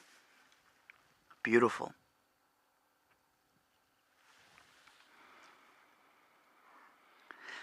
But every day is different, you know. We were talking about it earlier, how you never know what you're going to get in the bush. And I really thought that this morning the whole herd would have gone down to one of those little waterholes. And it's amazing how you can spend a good amount of time with a particular herd or, you know, even just animals in general. And they never fail to surprise you. There's always something different that happens. It's kind of panning across here. It now looks like quite a few of the different members of the herd starting to get up, starting to move around now. I must say, I always really enjoy sticking with a herd of any type of animal and really just trying to observe the interactions within the herd, you know, of that particular herd. You know, and for this herd of buffalo, trying to figure out exactly who the pathfinder is.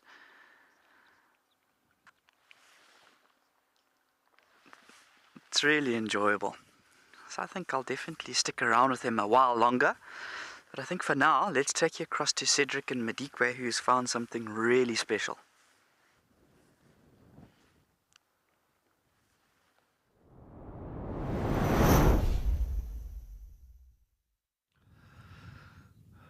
Thanks, Nick. Yes, and we've got our ground squirrels here at the moment, and of course just foraging around here in the little grassy areas. And of course there is one that's busy digging a hole. You can see this one is really tucking itself inside of those holes, and hence the name ground squirrel, because that is pretty much where their dray is, so their home. Little burrows. Oh, and looks like maybe just trying to clean it up a little bit. But how cute is those tails? How fluffy are those tails? I think those are so amazing. And there's a couple of them has just gone into the shady area of a shepherd's tree. And looks like, a little bit of playtime between them. Oh, look at that. That is so sweet. Oh, a little bit of a wrestling game going. Excitement. It looks like a young male, 2 young males. Oh, how cute is that? Yep, it's 2 young boys. Oh, actually not, one a little bit older on the left. But they were digging up and looking for little nuts and seeds that they can get to. And of course, the one in the background is just doing a typical grooming session, making sure its nails are nicely trimmed. A little bit of a pedicure going on there.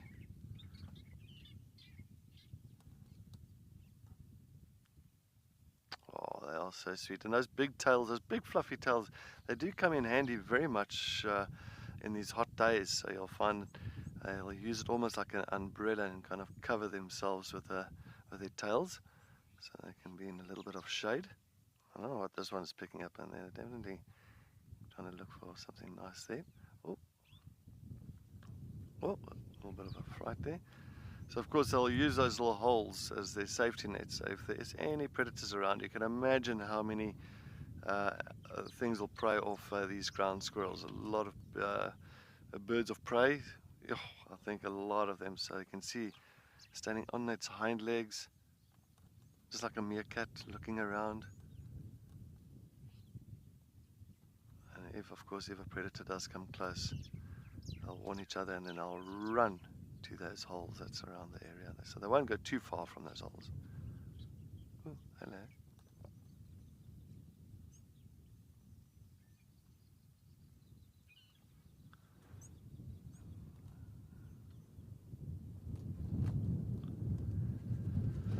Lexi, I'm not too sure how deep the ground squirrel's burrows are. I'm sure it's deep enough. I'm sure it's like, deep enough to kind of stay out of the predator's claws and paws, and I'm sure that it goes deep enough, but I don't know. Maybe 60 centimeters, maybe like a little bit deeper. No idea. And they pretty much use old termite mounds. So there's a lot of termite mounds here that still got little holes that's sitting out here out on the ground itself, and they'll use those as their little kind of entrances and that to their little burrows or to their little homes. So yeah, it's difficult. I'm sure they go deep. If I was a squirrel, I'll definitely not be close to the surface.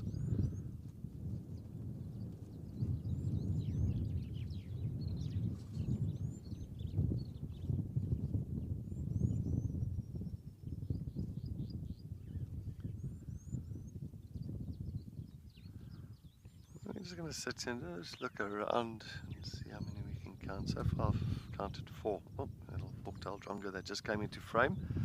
Typical, fork-tailed drongos are following ground squirrels, just like a dwarf mongoose. So if these ground squirrels do move around here in the grass and kind of disturb any insects around here, that of course that fork-tailed drongo is going to take that opportunity and grab that insect. To be like a symbiotic relationship. So if there is a predator, bird of prey, or anything that's dangerous around here, that fork-tailed drongo will quickly warn these ground squirrels that there's a danger in the vicinity. And on top of that, what the drongo gains from them is, of course, the little insects that's been disturbed. And of course, they're grabbing all those little insects that's flying around.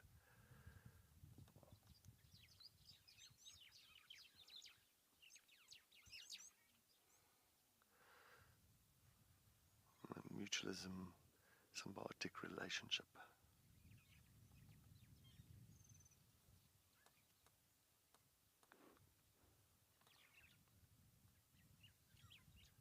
Oh, well, a little bit of playtime still. These two are full of beans this morning.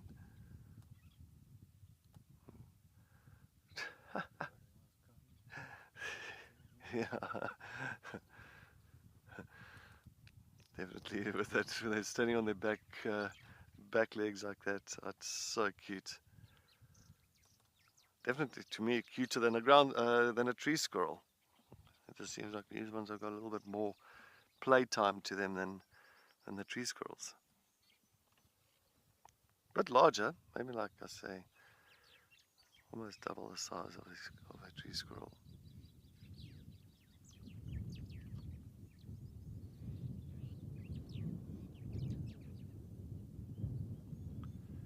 Always grooming, making sure there's no ticks and fleas around them, around the hind legs, between the back legs.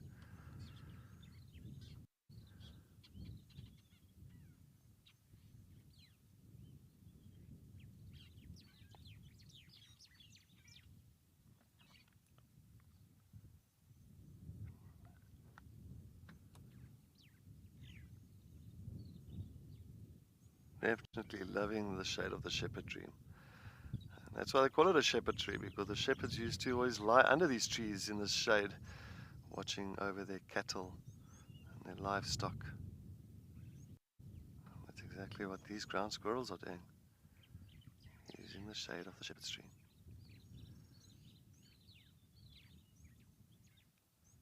Apparently, if you're looking for a replacement for coffee, you can actually use it. I don't know what part of the shepherd's tree, I think it might be the seeds. It contains chicory.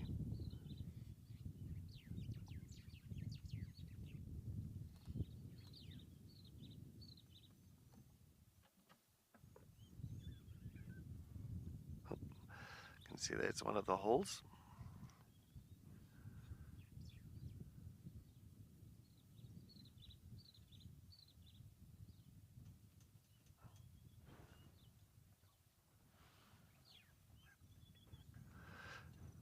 Alright, so while we're going to continue to Kulobeng Dam, let's head over to Andrew in the Eastern Cape as he's got some cheetah.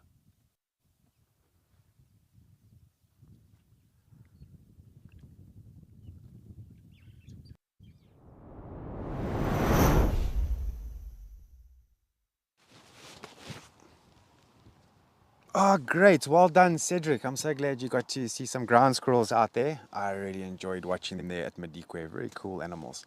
Speaking of very cool animals, we have the three amigos. We found them here. And they are enjoying the sunny spot over here.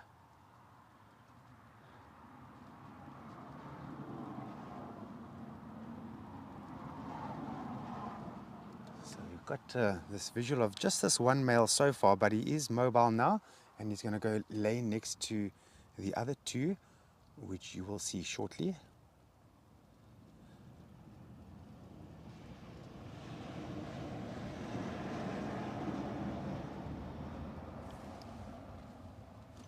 Okay, and they're just joining up with the rest of the coalition members, just sitting in the shade, it looks like.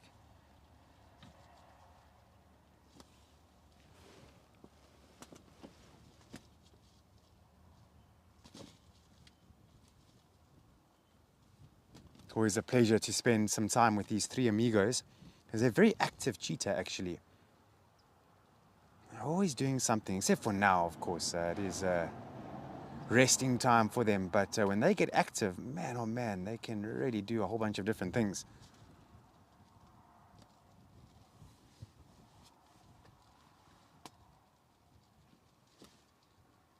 So I haven't seen them catch anything. Oh no, it was the one day we saw them catch a mouse. Oh yes, that's right. I think it was with Morgan. One of the cheetahs caught a mouse and swallowed up whole. Didn't even tear it up. It just swallowed it.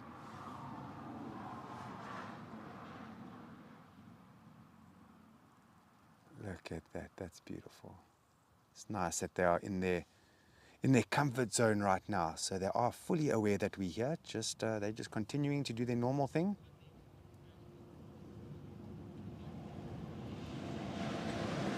Ramble, just like that, boom, gone, hey? As if they were not even there. And that's the whole point about camouflage, is that when you sit down like they do now, that they are as best out of sight as possible. Because even though they are resting now, I mean, they're in a semi-ambush position as well. They're very smart like that. when they want to rest, they think to themselves, okay, well, it's time to have a nap or a siesta. Where's the best place on this land here to have a siesta in order for us to, maybe if an animal comes walking past us while we're sleeping, and then they can ambush that animal. They're very smart like that. Sometimes I'll even, they'll rest next to or very close to game paths, especially if they've smelt that animals have used that game path fairly recently. Now, game paths are little trails that animals make in the bush. Different species make these game paths. Other species share game paths with other animals. And invariably just takes, it's a path that takes the animals to a place that they want to get to, and also a path of least resistance. Now cheetahs have learned that let's lie next to or somewhere nearby these game paths. Maybe a warthog comes strolling through, doesn't know that they're lying there, and then it's all over.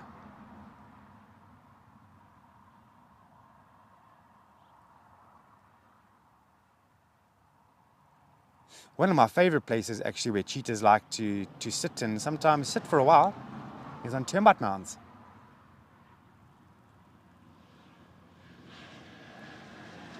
Okay, we're going to spend a bit more time with these cheetahs, see maybe if they get into a better area. Let's go back to Alex in Ukukuyo and see what he's spotting.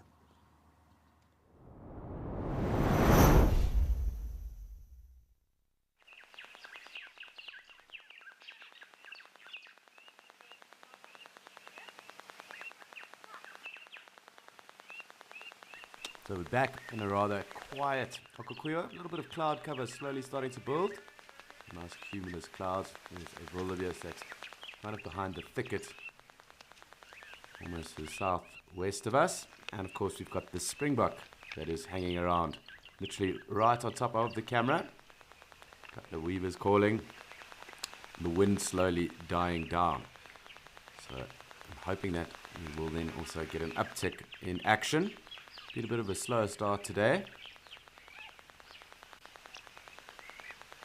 but it is the natural world and it can't be scripted, so we do have to just sit back and enjoy what we do get treated to. And we definitely have had a bit going on, so no complaints really, but I think just time to sit back, just enjoy this little springbok as it grazes almost the foot of the camera.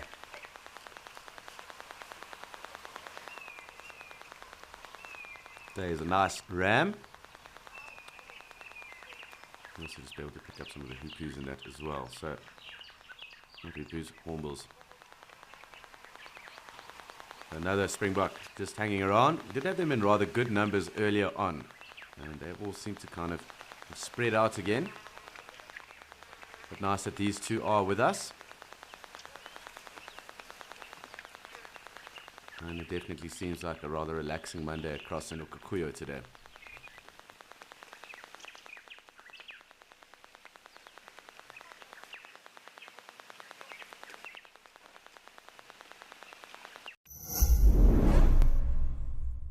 Wild Earth's mission is an expensive one, but we know that our live experience is important to so many people that cannot afford to pay for it. We have added a donate button to our website.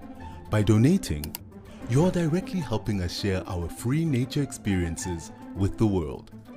We want Wild Earth to reach children, budding conservationists, and the less fortunate. A little money goes a long way. You can make a difference to someone today.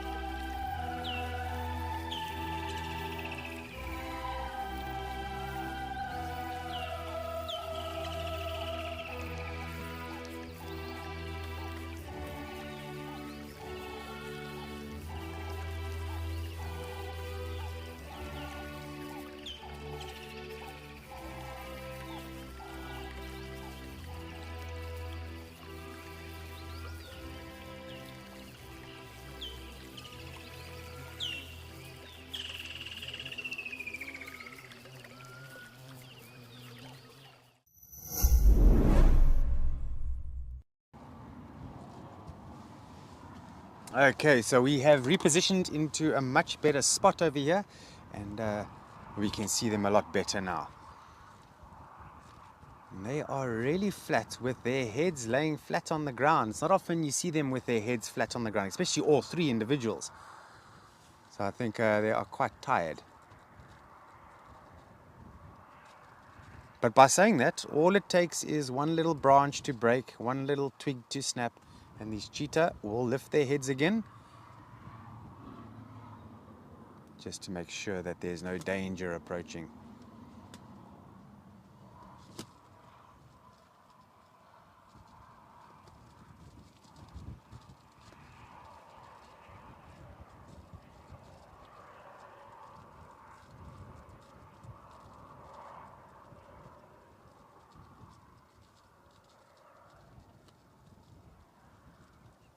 We have noticed with this specific coalition of cheetah that they tend to move around a bit at night as well.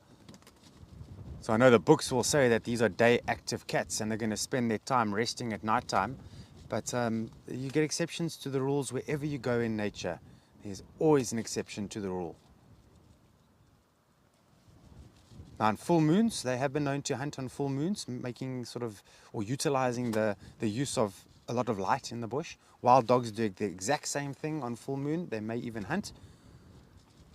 But cheetah are going to be a lot more successful during the daytime.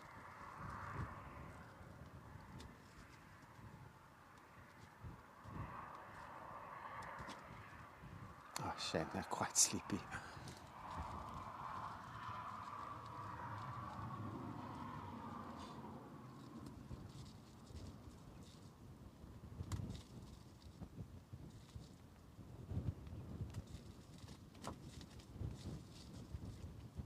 So of course, Ralph really enjoys these three amigos.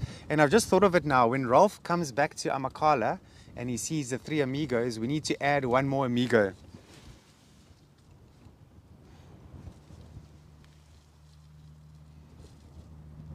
Hello, Martin. It can happen. Yeah, it can happen. Where maybe it's not very common, because remember, coalitions are usually brothers that form coalitions, solid bonds that aren't broken very easily, and these bonds last a lifetime. But now with this specific coalition that we have over here, two of them are blood brothers and one is a non-brother, but they are acting like a coalition, and again a very close bond. But if there was another cheetah out here, it could be possible. Like I say, there are exceptions to the rules, but if there was another male cheetah wandering around here and these three males felt that it's welcome into the group, they could welcome it in. But for the most part, you know, coalitions, as I say, are very closely bonded, usually blood brothers.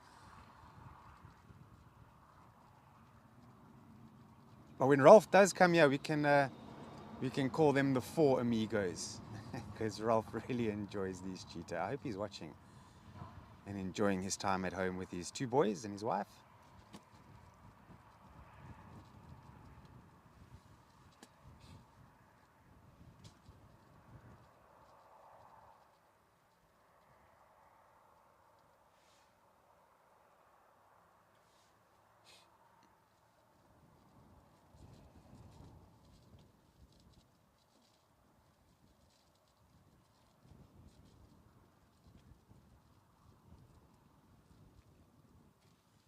Hello, Glenn. I was actually thinking about Phumelela earlier on this morning, that I'm sure a lot of you are really scraping at the bit for an update on Phumelela.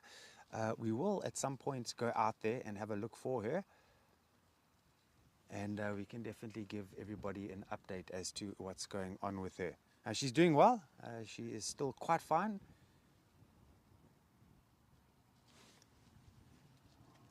Okay, so we do have a safari truck that is about to approach us from behind here.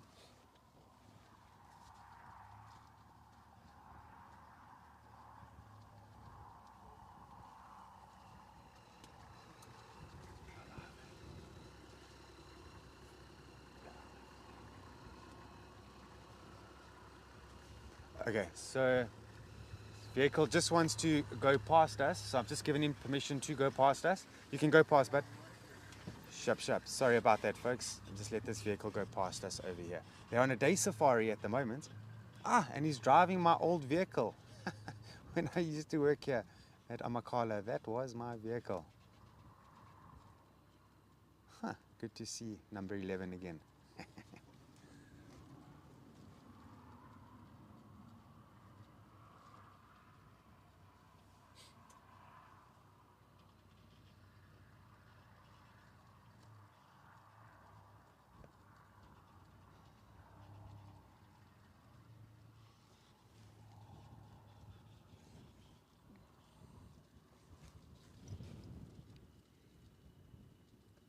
Okay, I'm just going to jump on the radio. I'm going to ask this ranger if he can sort of take charge of the radio, and then I'm going to turn my radio completely off. Just excuse me for 1 second.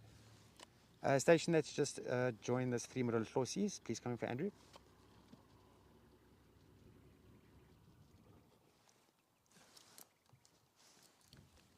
Station just joined the 3 Middle Hlosi, come in for Andrew.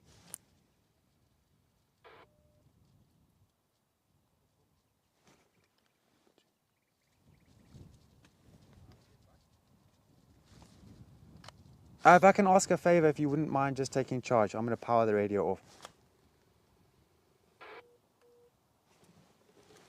Alright, job done. I can hear the cheetah was purring a second ago. It's stopped now. You hear that, Impo? It's just amazing how loud their purrs are.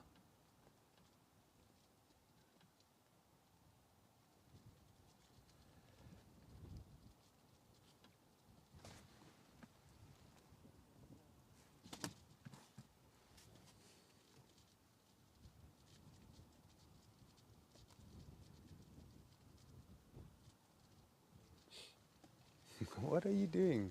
Is that one fast asleep? I think he's dreaming about hunting impala or springbuck.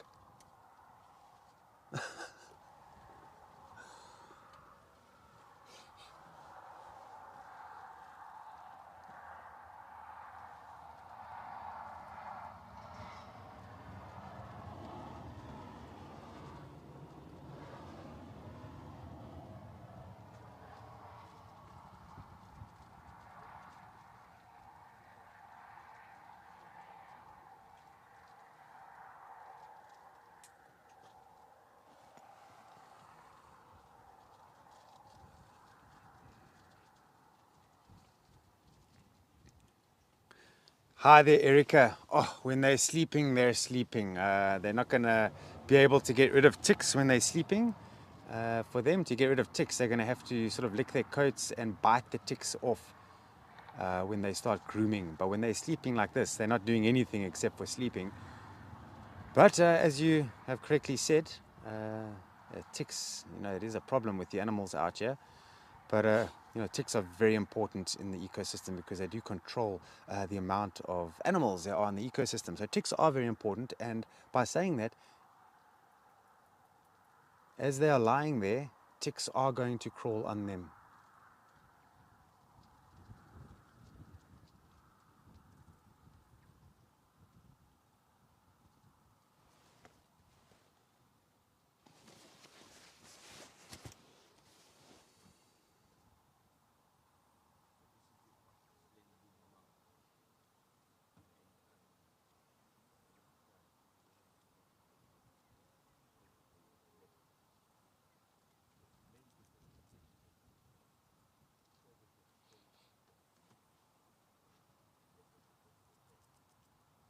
As long as these, any animal really, including us as humans, as long as you find the tick within the first 12 hours and remove it, you're not going to get sick. You're not going to get tick bite fever or anything like that. And the reason, it's quite a complex reason, but what happens is when a tick goes onto an animal or a human, it takes in blood, and then it takes about 12 hours to digest that blood, and then it pumps that byproduct of your blood back into your body so it can take in new blood. And again, after 12 hours, that digests, the tick will release that dirty blood back into your body and then take in fresh blood. And this is where you're going to get sicker and sicker and sicker. So if you ever do come out here into safari, or you go anywhere where there's ticks, I've had a few guests that find ticks on their body and immediately they want to check out and go to the hospital because they're scared they're going to get sick. But as long as you find a tick within the first 12 hours, you'll be 100% fine. I have had tick bite fever. It's underrated. You know, not a lot of people realize how serious tick bite fever can be, not just for us, but for the animals. It's very bad for your organs. It can really damage your liver if you have too many ticks on your body for too long. And in extreme cases, it can cause paralysis.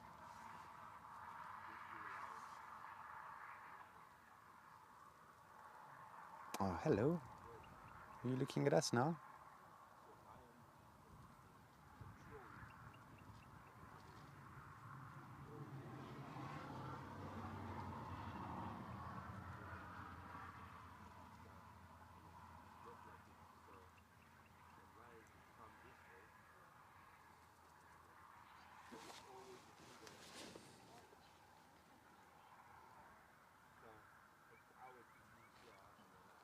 Hello, Beverly. Beverly, you have the same name as my mom. Beverly is her name as well. Thanks for your question. So, you know, for the most part, cheetahs are actually solitary animals, except for the few rare instances where cheetahs grow up and there's more than one male in the litter and they grow up and they go independent of the mother and they survive. And this is where coalitions are formed. But the rest of the time, you know, they are totally solitary. And this goes for female cheetahs as well. Most of the cats throughout the world are actually solitary animals, except for lions, which are extremely social animals.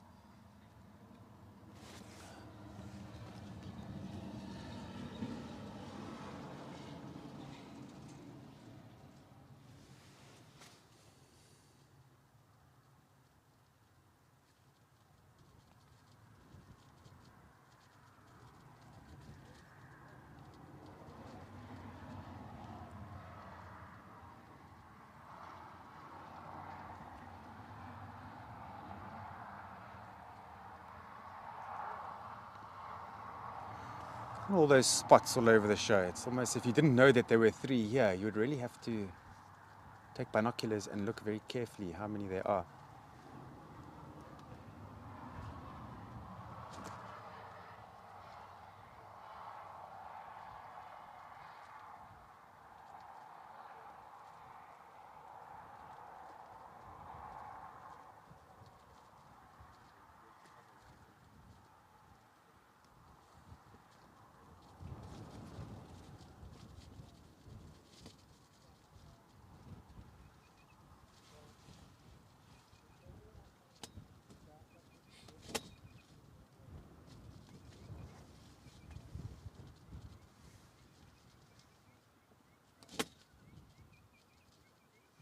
Hello, Elaine. So collective noun for cheetah is going to be a coalition of cheetah. That's the term given. Yeah. The same term is given if a mother has got cubs. There's more than one. It's a collective noun. It's considered a coalition. Absolutely. All animals have got collective nouns. Leopard is a leap of leopard. Even humans have a collective noun. Does anybody know what that is? Please send in some answers if you think you know what the collective noun for human being is. And Paul, do you know what the collective noun for humans are? Okay, I'll tell you just now. Not many people actually know it. And Paul says he's not quite sure, but yeah, I learned this about 4 years ago, so it's still fairly new knowledge for myself as well. And I'm a human being. It's crazy. We learn everything that's nature related. And then also, please tell us what you think your favorite collective noun for an animal is and why. Alex, if you can also chip in, tell us what your favorite is. I would say mine is a gang of meerkats. I think that's incredibly appropriate for them.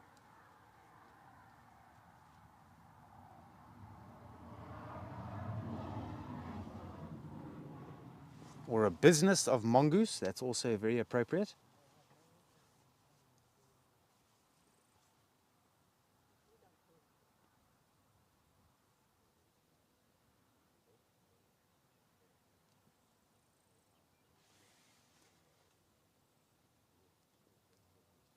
And then also I'll pose it to MC, Mission Control. All my friends out there in the Mission Control room, what are your favorites?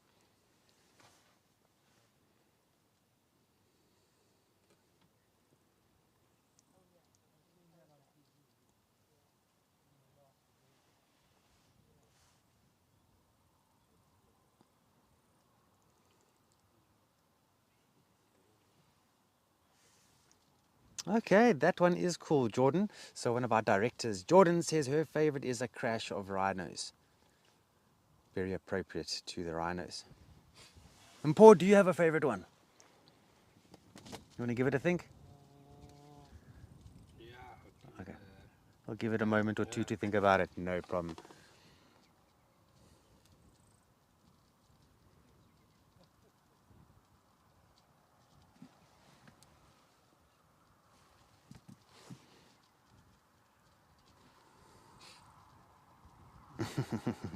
Oh, shame. Spiwe, also one of the chaps there in the Mission Control room. His favorite is a murder of crows.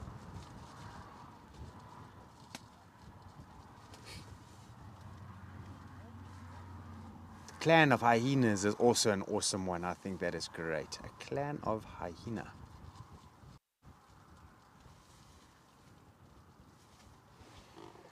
Just looking with binoculars, they are lying on their sides. Every now and then, you know, when you have them lying on their sides, you get them with their paw up a little bit. And then you can really have a look at the claws that are constantly protruding out of the toes, or the digits rather. We call them digits. And that makes them very different to the rest of the cats that you'll find in Africa. That cheetah is the only cat species that they cannot retract the claws. So they're constantly out. And because of that, they do become, you know, a little bit blunt. They're not as sharp as that of leopard and lion. And they do need the claws to be sticking out constantly, because remember, this is the fastest terrestrial land mammal known on Earth. And they're going to need tremendous amounts of grip and traction. And this is where the nails spike into the ground and helps the animal to really hold onto the surface of the ground and push off.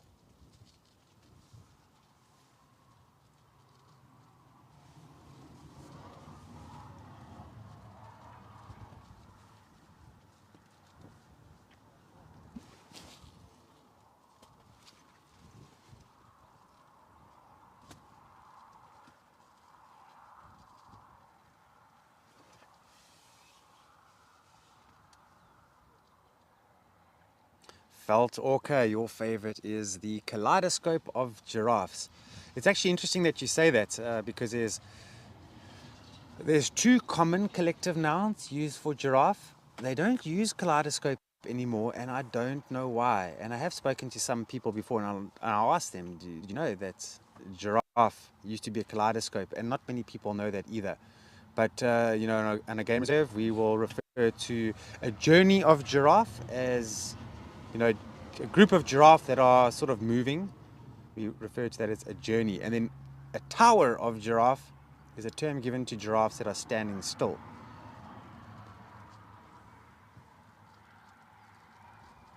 So if I ask a guide, have you seen anything cool this morning? He'll say, oh, there's a tower of giraffe down there.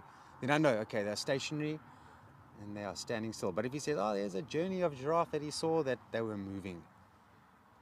Just the lingo that we use here in the bush.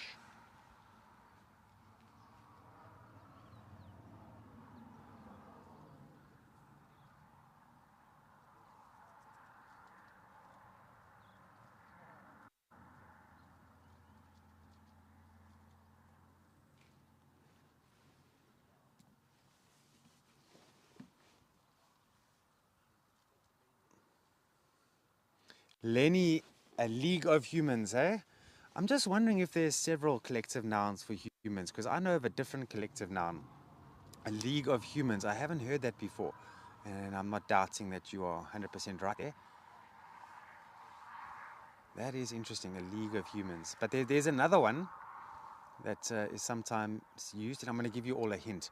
So we are, of course, as humans, humankind, we are the human something something. Starts with an R, the human something. And if you think sometimes, how we operate, it's very, very appropriate, I think. Because we are always seeming to be in a rush. We're always seeming to be rushing off here. We need to get there. We need to do this.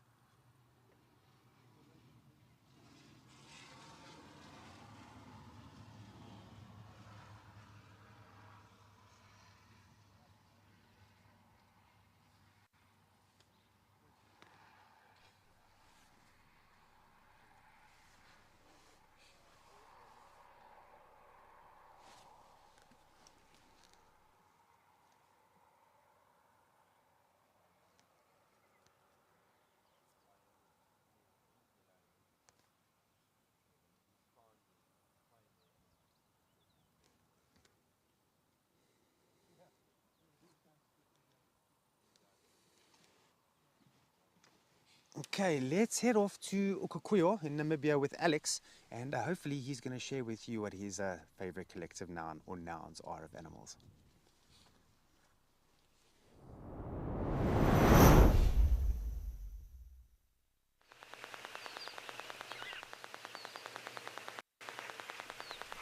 Thanks, Andrew. And yes, back again in Ukukuyo with the cloud cover slowly starting to build.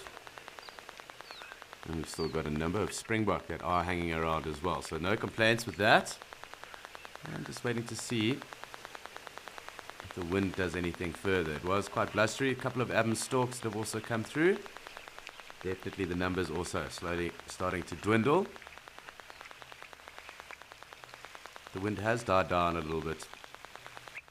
But it has really been quite a distilled day.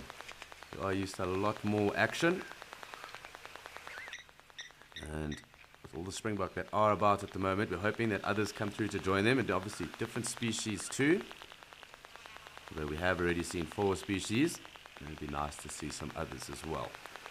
But great to see that the Adams stalks have come down, and this cloud cover really starting to build quite quickly. So there's definitely something moving around. And who knows, perhaps some last kind of minute rain for the rainy season up here in Ukukuyo to be expected. But I would think that may only happen if it is to come about perhaps this evening into tonight. But the cloud cover definitely coming through quite nicely at the moment and giving a bit of shade, so maybe that'll also draw out some of the other mammals that are about. Also with the wind dropping down as well, I'm sure we can start to pick up a little bit more with bird vocal. Also, it will change anyway. We are kind of midday, so it's generally the time of the day that the Cape Crows get rather vocal. Also that good time of day for when the Adams stalks descend upon us as well. So we'll wait to see. Otherwise, just kick back and enjoy. It's awesome to actually note a bit of the contrast that's falling on the landscape right now with all the clouds.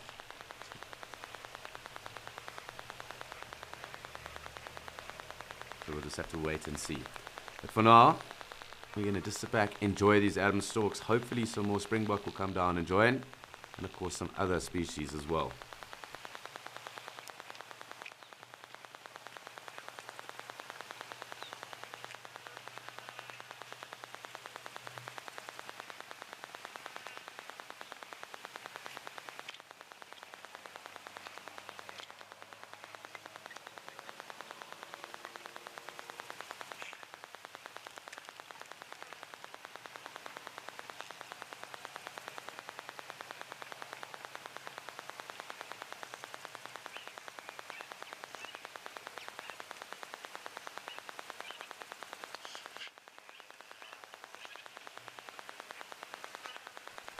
So it seems the wind has kind of died down a little bit, but it was rather gusty early on, and it did mean that we did miss out on a lot of our bird audio that we like to pick up on here.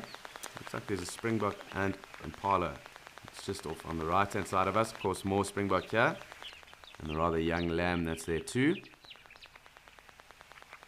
And it'll be interesting to see how many more stalks may come through or may still be in the area. So another thing just to keep an eye out for and tabs on, just monitoring the size of the Adams storks flock that is around today.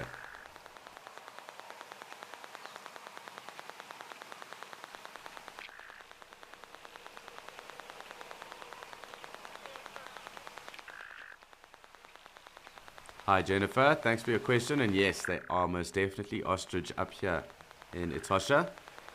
Ostrich really are rather arid adapted, and they do not need to drink as extensively as a number of the other species that are around here. So they do get and derive a lot of that moisture they will take then from the vegetation they do consume. Of course, they also, in terms of aiding in their digestion, eat a number of little rocks or pebbles, even quartz, that kind of thing, helping to break down the food that's in their system from there. But they are very arid adapted, and they don't necessarily have to hang around water sources or bodies. Not to say that they won't shy away from it. They will of course drink from those water bodies and sources, and most definitely ostrich presence here in Etosha.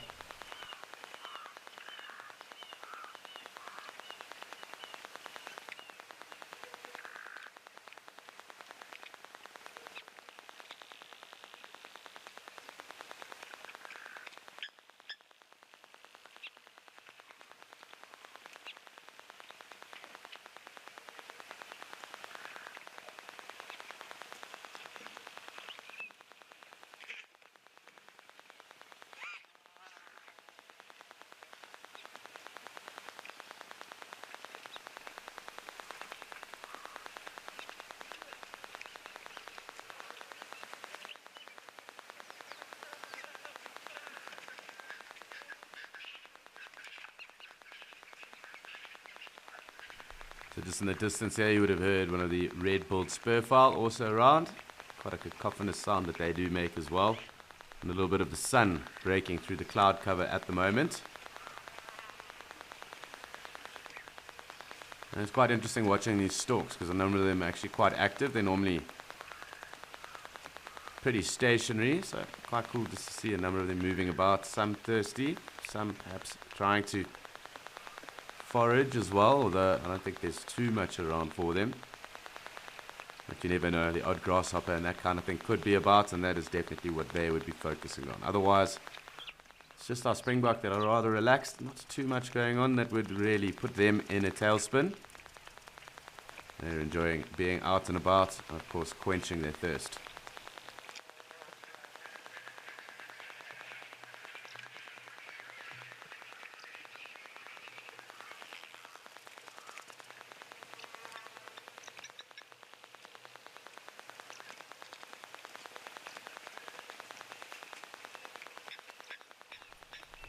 So sitting here waiting to see what will come through and join us. Otherwise, is enough for us just to sit back and enjoy anyway. And prior to this, we were on the topics of collective nouns. I think for me, mine would probably be a mob of mongoose. I think that would be one of them. I quite enjoy that. So for me, a mob of mongoose.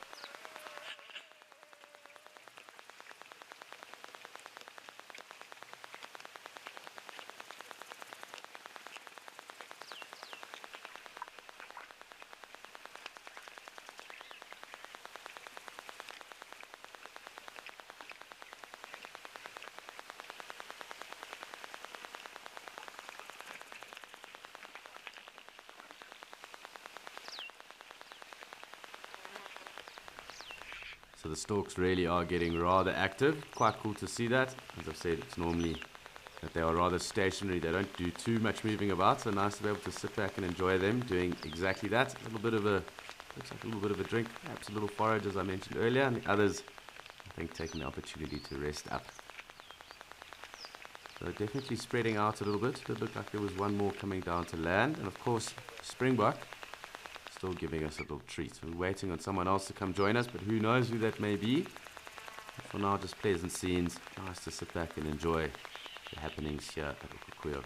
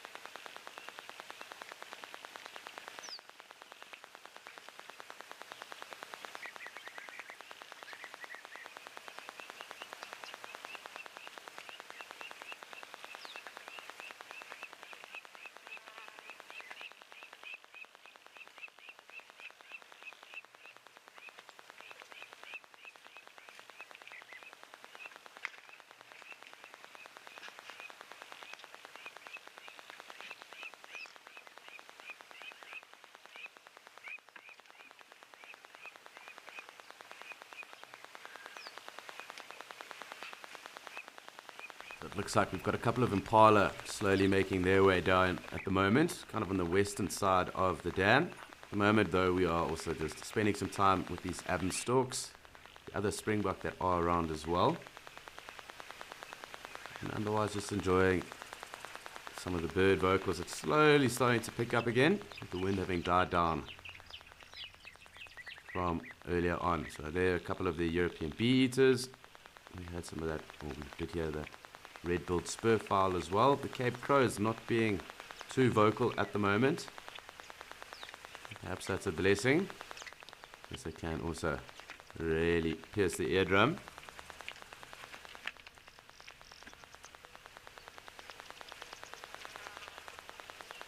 Otherwise, a rather subdued day across here in Okukuyo.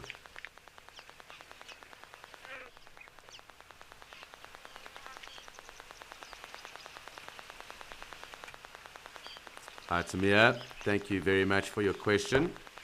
And not that I've ever noticed or heard of. Of course, they obviously focus their attentions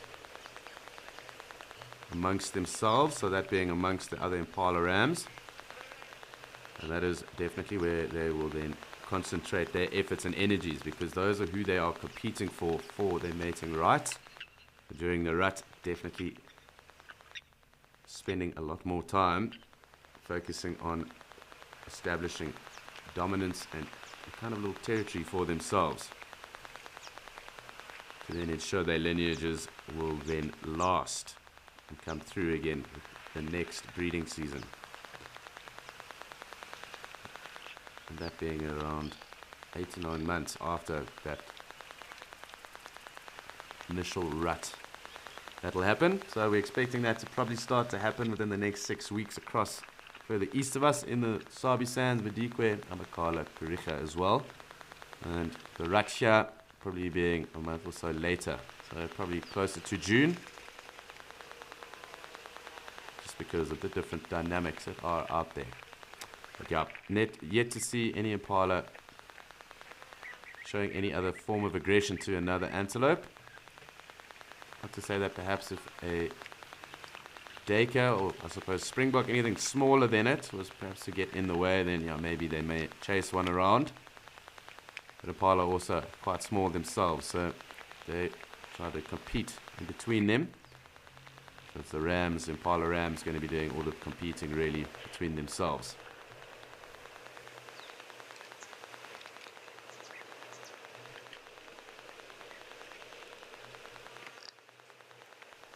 So if you have just joined us, we are obviously escaping to nature. You are with myself, Alex, and we are currently in Okukuyo. And it's been bit of a dry start, or dry day today in Okukuya. We've obviously got the Adams Storks right now, a number of Springbok, and there is also the black-faced Impala.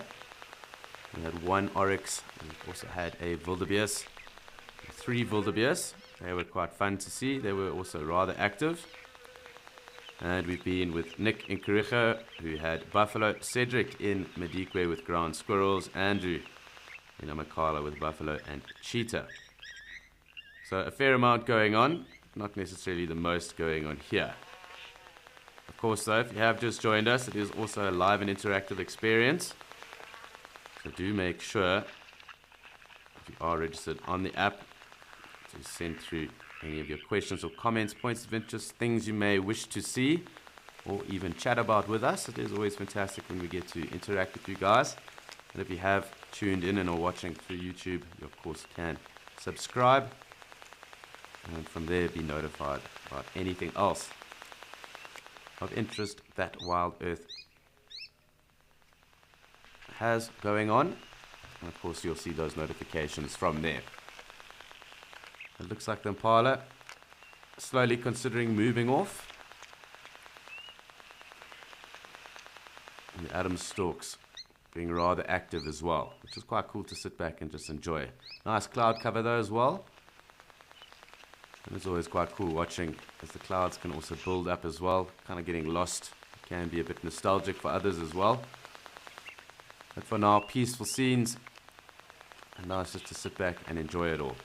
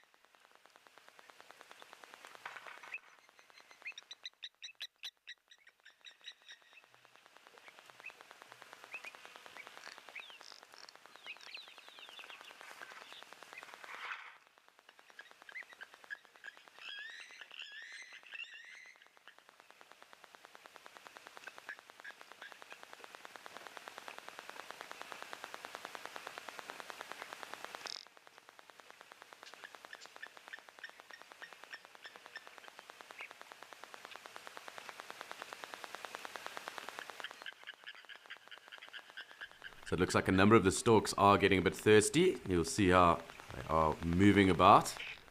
Just not something they're used to with them, or at least haven't been too used to them doing over the last few weeks. So nice to see them getting about, having some water, just enjoying. What I am going to do is just have a little look to see on the other side of the waterhole. Perhaps we might have missed someone, but nice to be able to sit back where the action is anyway.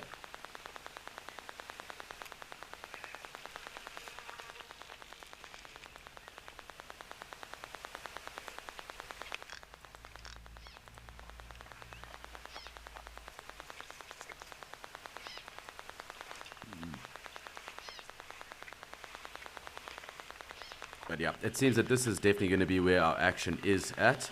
And I think this is where our attentions are going to be focused for now. Quite a cool little coloration though, if you consider. A nice silhouette that's now slowly starting to build off the surface of the waterhole. And that's because the wind has kind of dropped and died down a bit. And the cloud cover slowly starting to build. And quite a bit of action still going on with a number of the Springbok and some of the storks that have decided to get a little bit more mobile.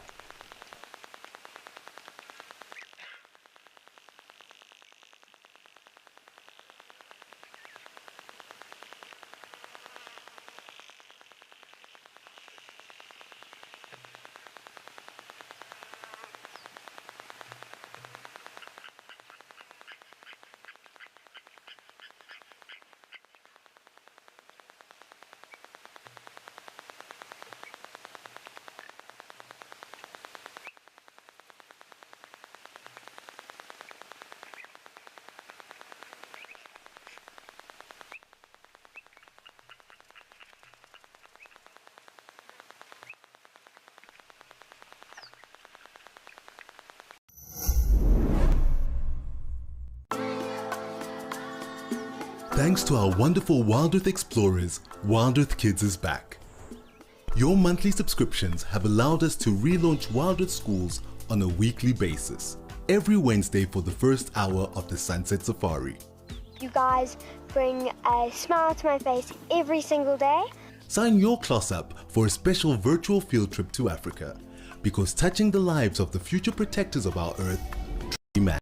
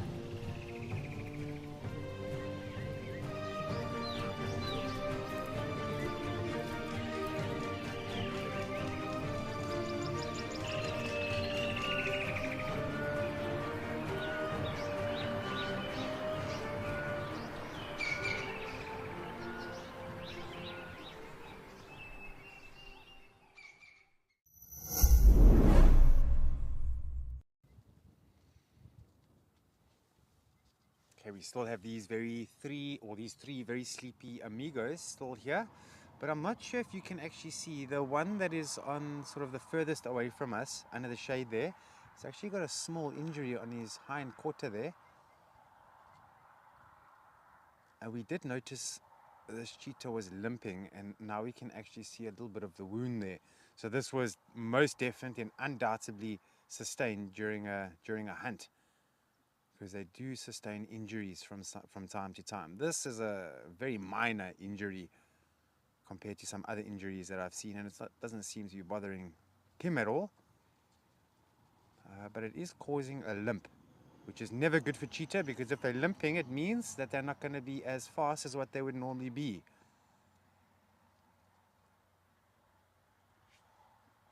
But they do heal very quickly, and this goes with most of the wildlife.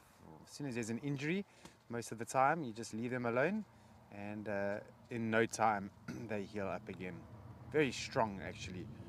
Takes a lot for an animal to say, right, I'm just going to topple over and die. That's not what they're about. They want to survive as long as they can, so they can promote genetics as many times as possible before the day comes when either gets killed or dies of old age.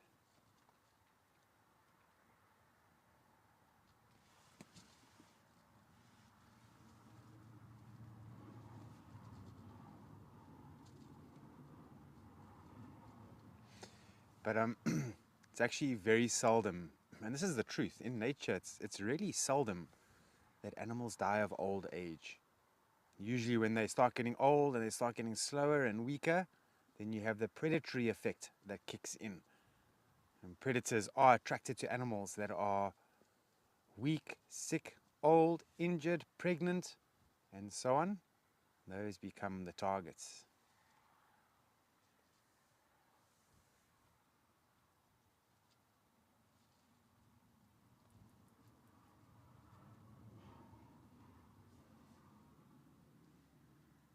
Having a little bit of a stretch.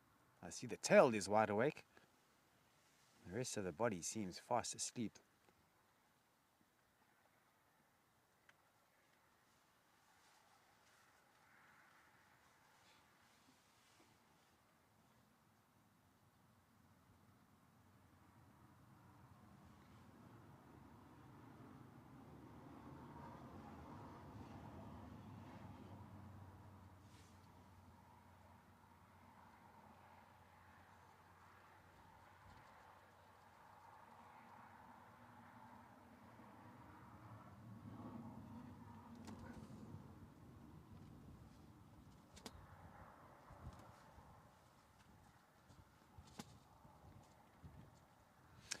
Donovan, not really.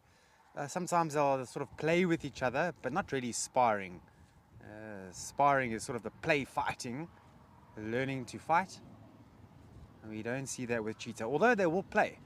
Very much playful with one another, and they'll jump on top of each other. Sometimes they will mock hunt each other. And this is part of their social way. And so, being the three of them together, they are going to socialize with one another.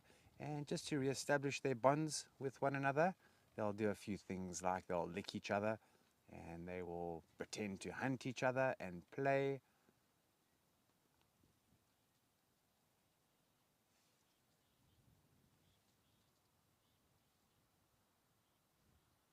You can just hear a bird squawking in the background, a common fiscal, previously known as the fiscal shrike, the butcher bird, a bird that likes to impale its prey on thorns. Can you imagine that?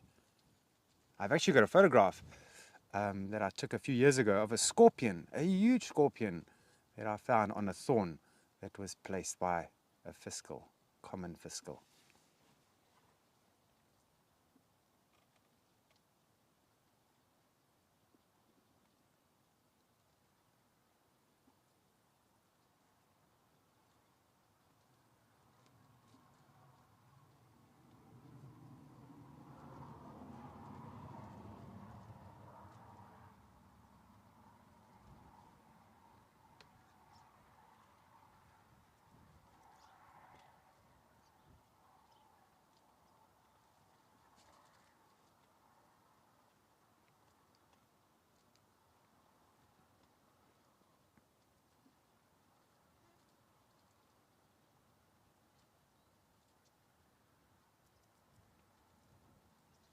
Just trying to think where these cheetahs might land up sometime sort of this afternoon, as they'll probably start moving around. Right now it's difficult to predict where they're going to go, at least for me. I haven't spent nearly enough time with these cheetahs to understand sort of the areas that they might go to. But the Northerns is not far from us, and they do like that area. They might just very well go back into the Northerns.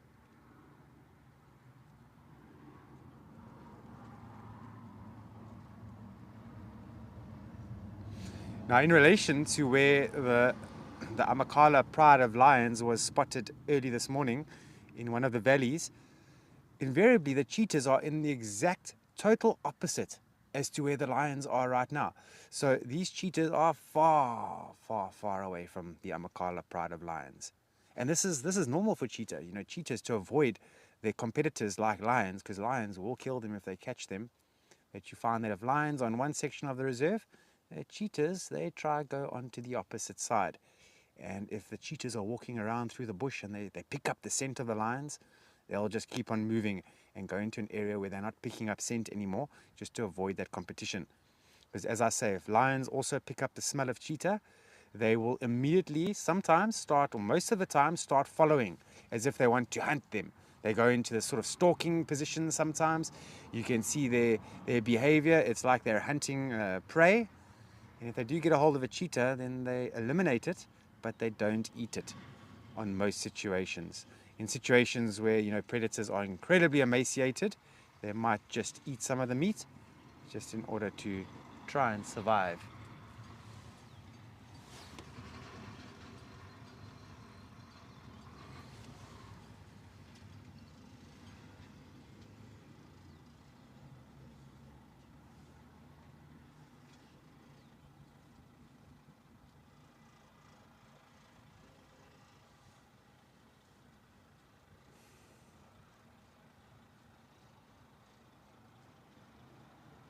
There we go. One of the heads is up. Look at that great big bushy tail there. That is quite nice. As you can see, the tail is very heavy, very bushy. We refer to it as a heavy tail. They definitely need this because, you know, cheetah, when they're running at full speed and they tilt, they're going to need counterbalance. Without that counterbalance, they cannot be agile like they would normally, and they're going to battle some of the preferred prey that they go for, like springbuck, impala, and those very fast, agile animals.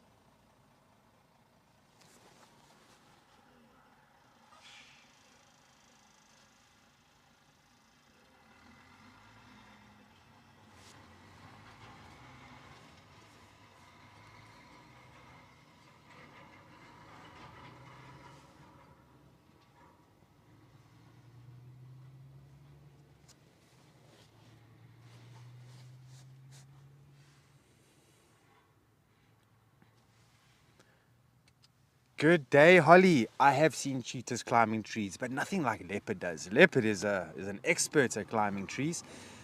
Can take its keel up the tree and take it right to the top of a very nice tall tree, get it onto a nice secure branch. Cheetah, on the other hand, they might climb trees that are sort of closer to the ground. They won't go too high. And usually these horizontal type branches. This is just in order for it to get a little bit more elevated off the ground. They can have a better look at what's going on in environments, maybe even spot prey, and then climb down again. They also use termite mounds for the same reason.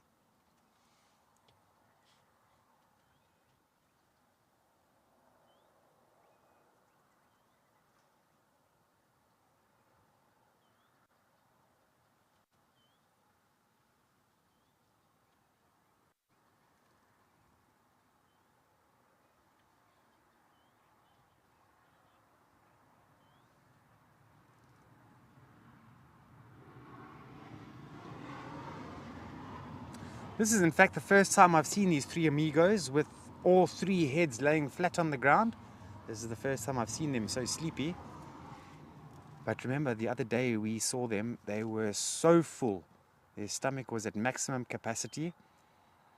And I think they are just really content and a little bit sleepy. And I think also because they've been sunning themselves for quite some time here in this open area, it's caused them to feel a little bit drowsy. It does happen.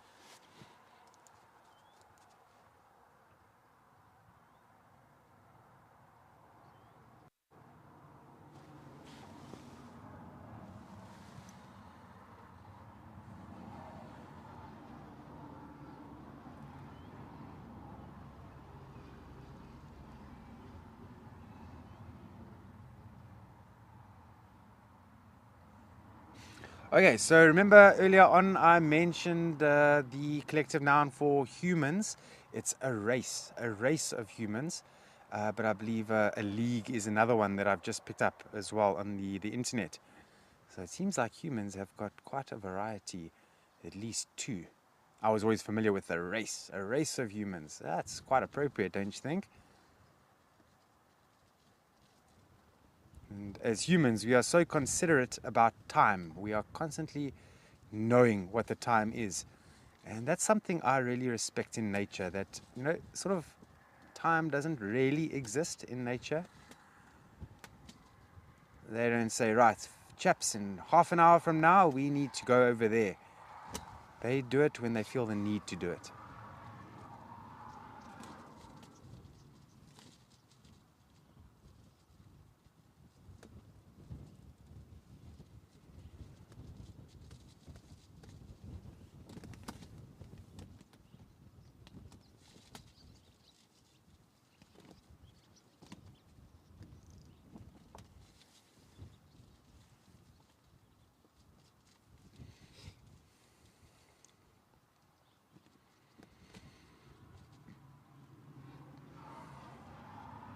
Now, if any of you have had some amazing experiences with cheetah in your safaris or any of your experiences, let us know. I know there's a little bit more time with the Escape to Nature experience. You might just be able to fit them in.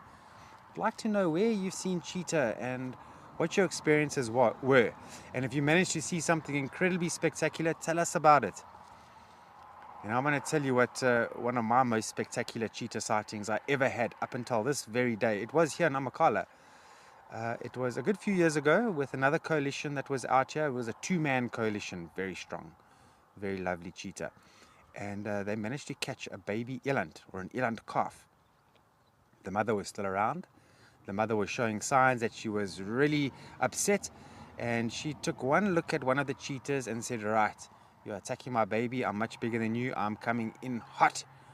And ran after this cheetah, and in the process of running after the cheetah, this mother eland accidentally stood on her calf, poof, right on the stomach of the calf. But luckily for the calf, that sort of snapped the calf out of being a little bit dizzy from what the cheetah had done.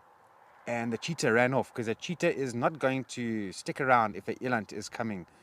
Eland is far too powerful for a cheetah to even think about, trying to fight off. But sadly, you know, the cheetah caused a really bad neck wound. And when it did make its way back to the mother, it's very debatable whether that eland calf actually survived that bite on the neck. The cheetah was trying to also stop the eland from chasing it, and what the cheetah did was it slapped its paws on the ground. It slapped its paws so loud that it sounded like hands clapping. So if you give your hands a clap quickly and you listen to that sound, that's what it sounded like.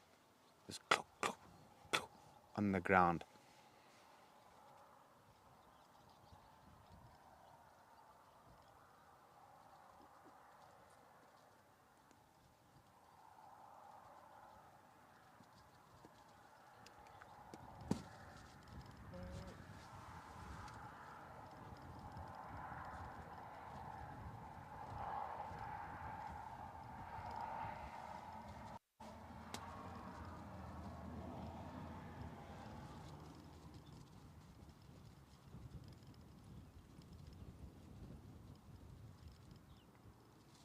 Okay, we still have a little bit more time. Yeah, I hope these cheetahs maybe stand up and try and go into a little bit more shade, perhaps, and you can see how beautiful they actually look. They are very large individuals. These cheetahs are still very young. They're about just over 2 years now, and but they are very, very big, and their necks are, especially with two individuals, which are the two brothers. Their necks are very well formed, and it's almost like they don't have a neck. That's how staunch they are. Now these three cheetahs, in fact all cheetahs in Africa are very precious, but can you imagine the genetics involved with these three cheetahs over here? And with that, you know, the genetics here at Amakhala, the future goal is to breed these cheetahs. So at some point, you know, a female will be introduced, more than likely Pumalela's young female, sub-adult cub. And then we can think about, you know, the diversity of the genetics and maintaining the integrity of those genetics, because that's the important thing.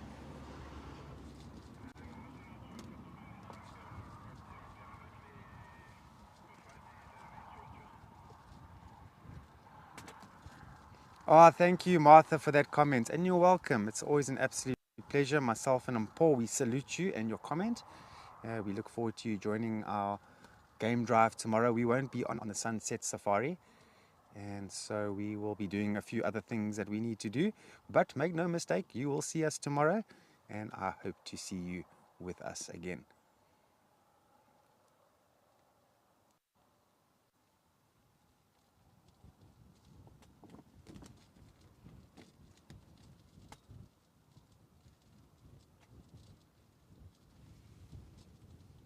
Ah, there we go. Thank you. We've been waiting for that. Got a lot of people following you guys.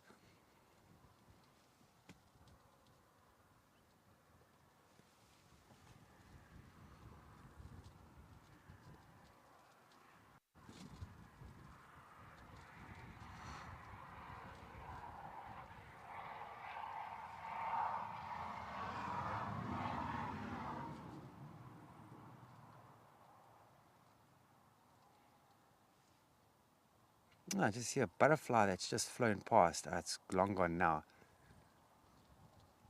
Known as the African monarch butterfly. They're fairly common out here, these African monarchs. You see them quite a bit. Very beautiful butterflies.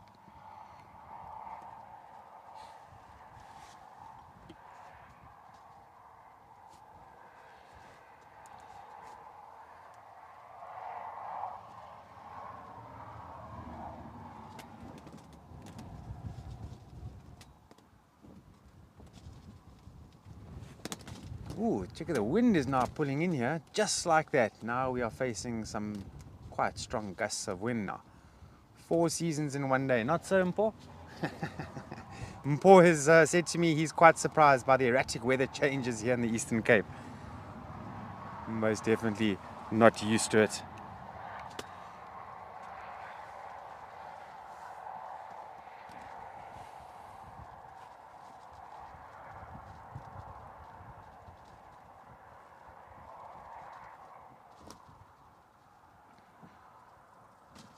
So I think all round it's actually been quite a nice escape to nature experience between all the locations, and we've definitely had a good time with these three amigos. I'm not sure if some of you watched the sunrise safari, but I did an ostrich dance, and that was something I've been wanting to do for a while. I'm glad we managed to do it. But definitely we'd just like to take this opportunity for thanking you all for being on the game drive with us in the safari. It's been absolutely amazing, and we do look forward to you joining on the sunset safari. As I say, we won't be out, but everybody else will be out, and we will definitely see you tomorrow. You must all have a great day, and we will see you in the bush again. Cheers, bye-bye.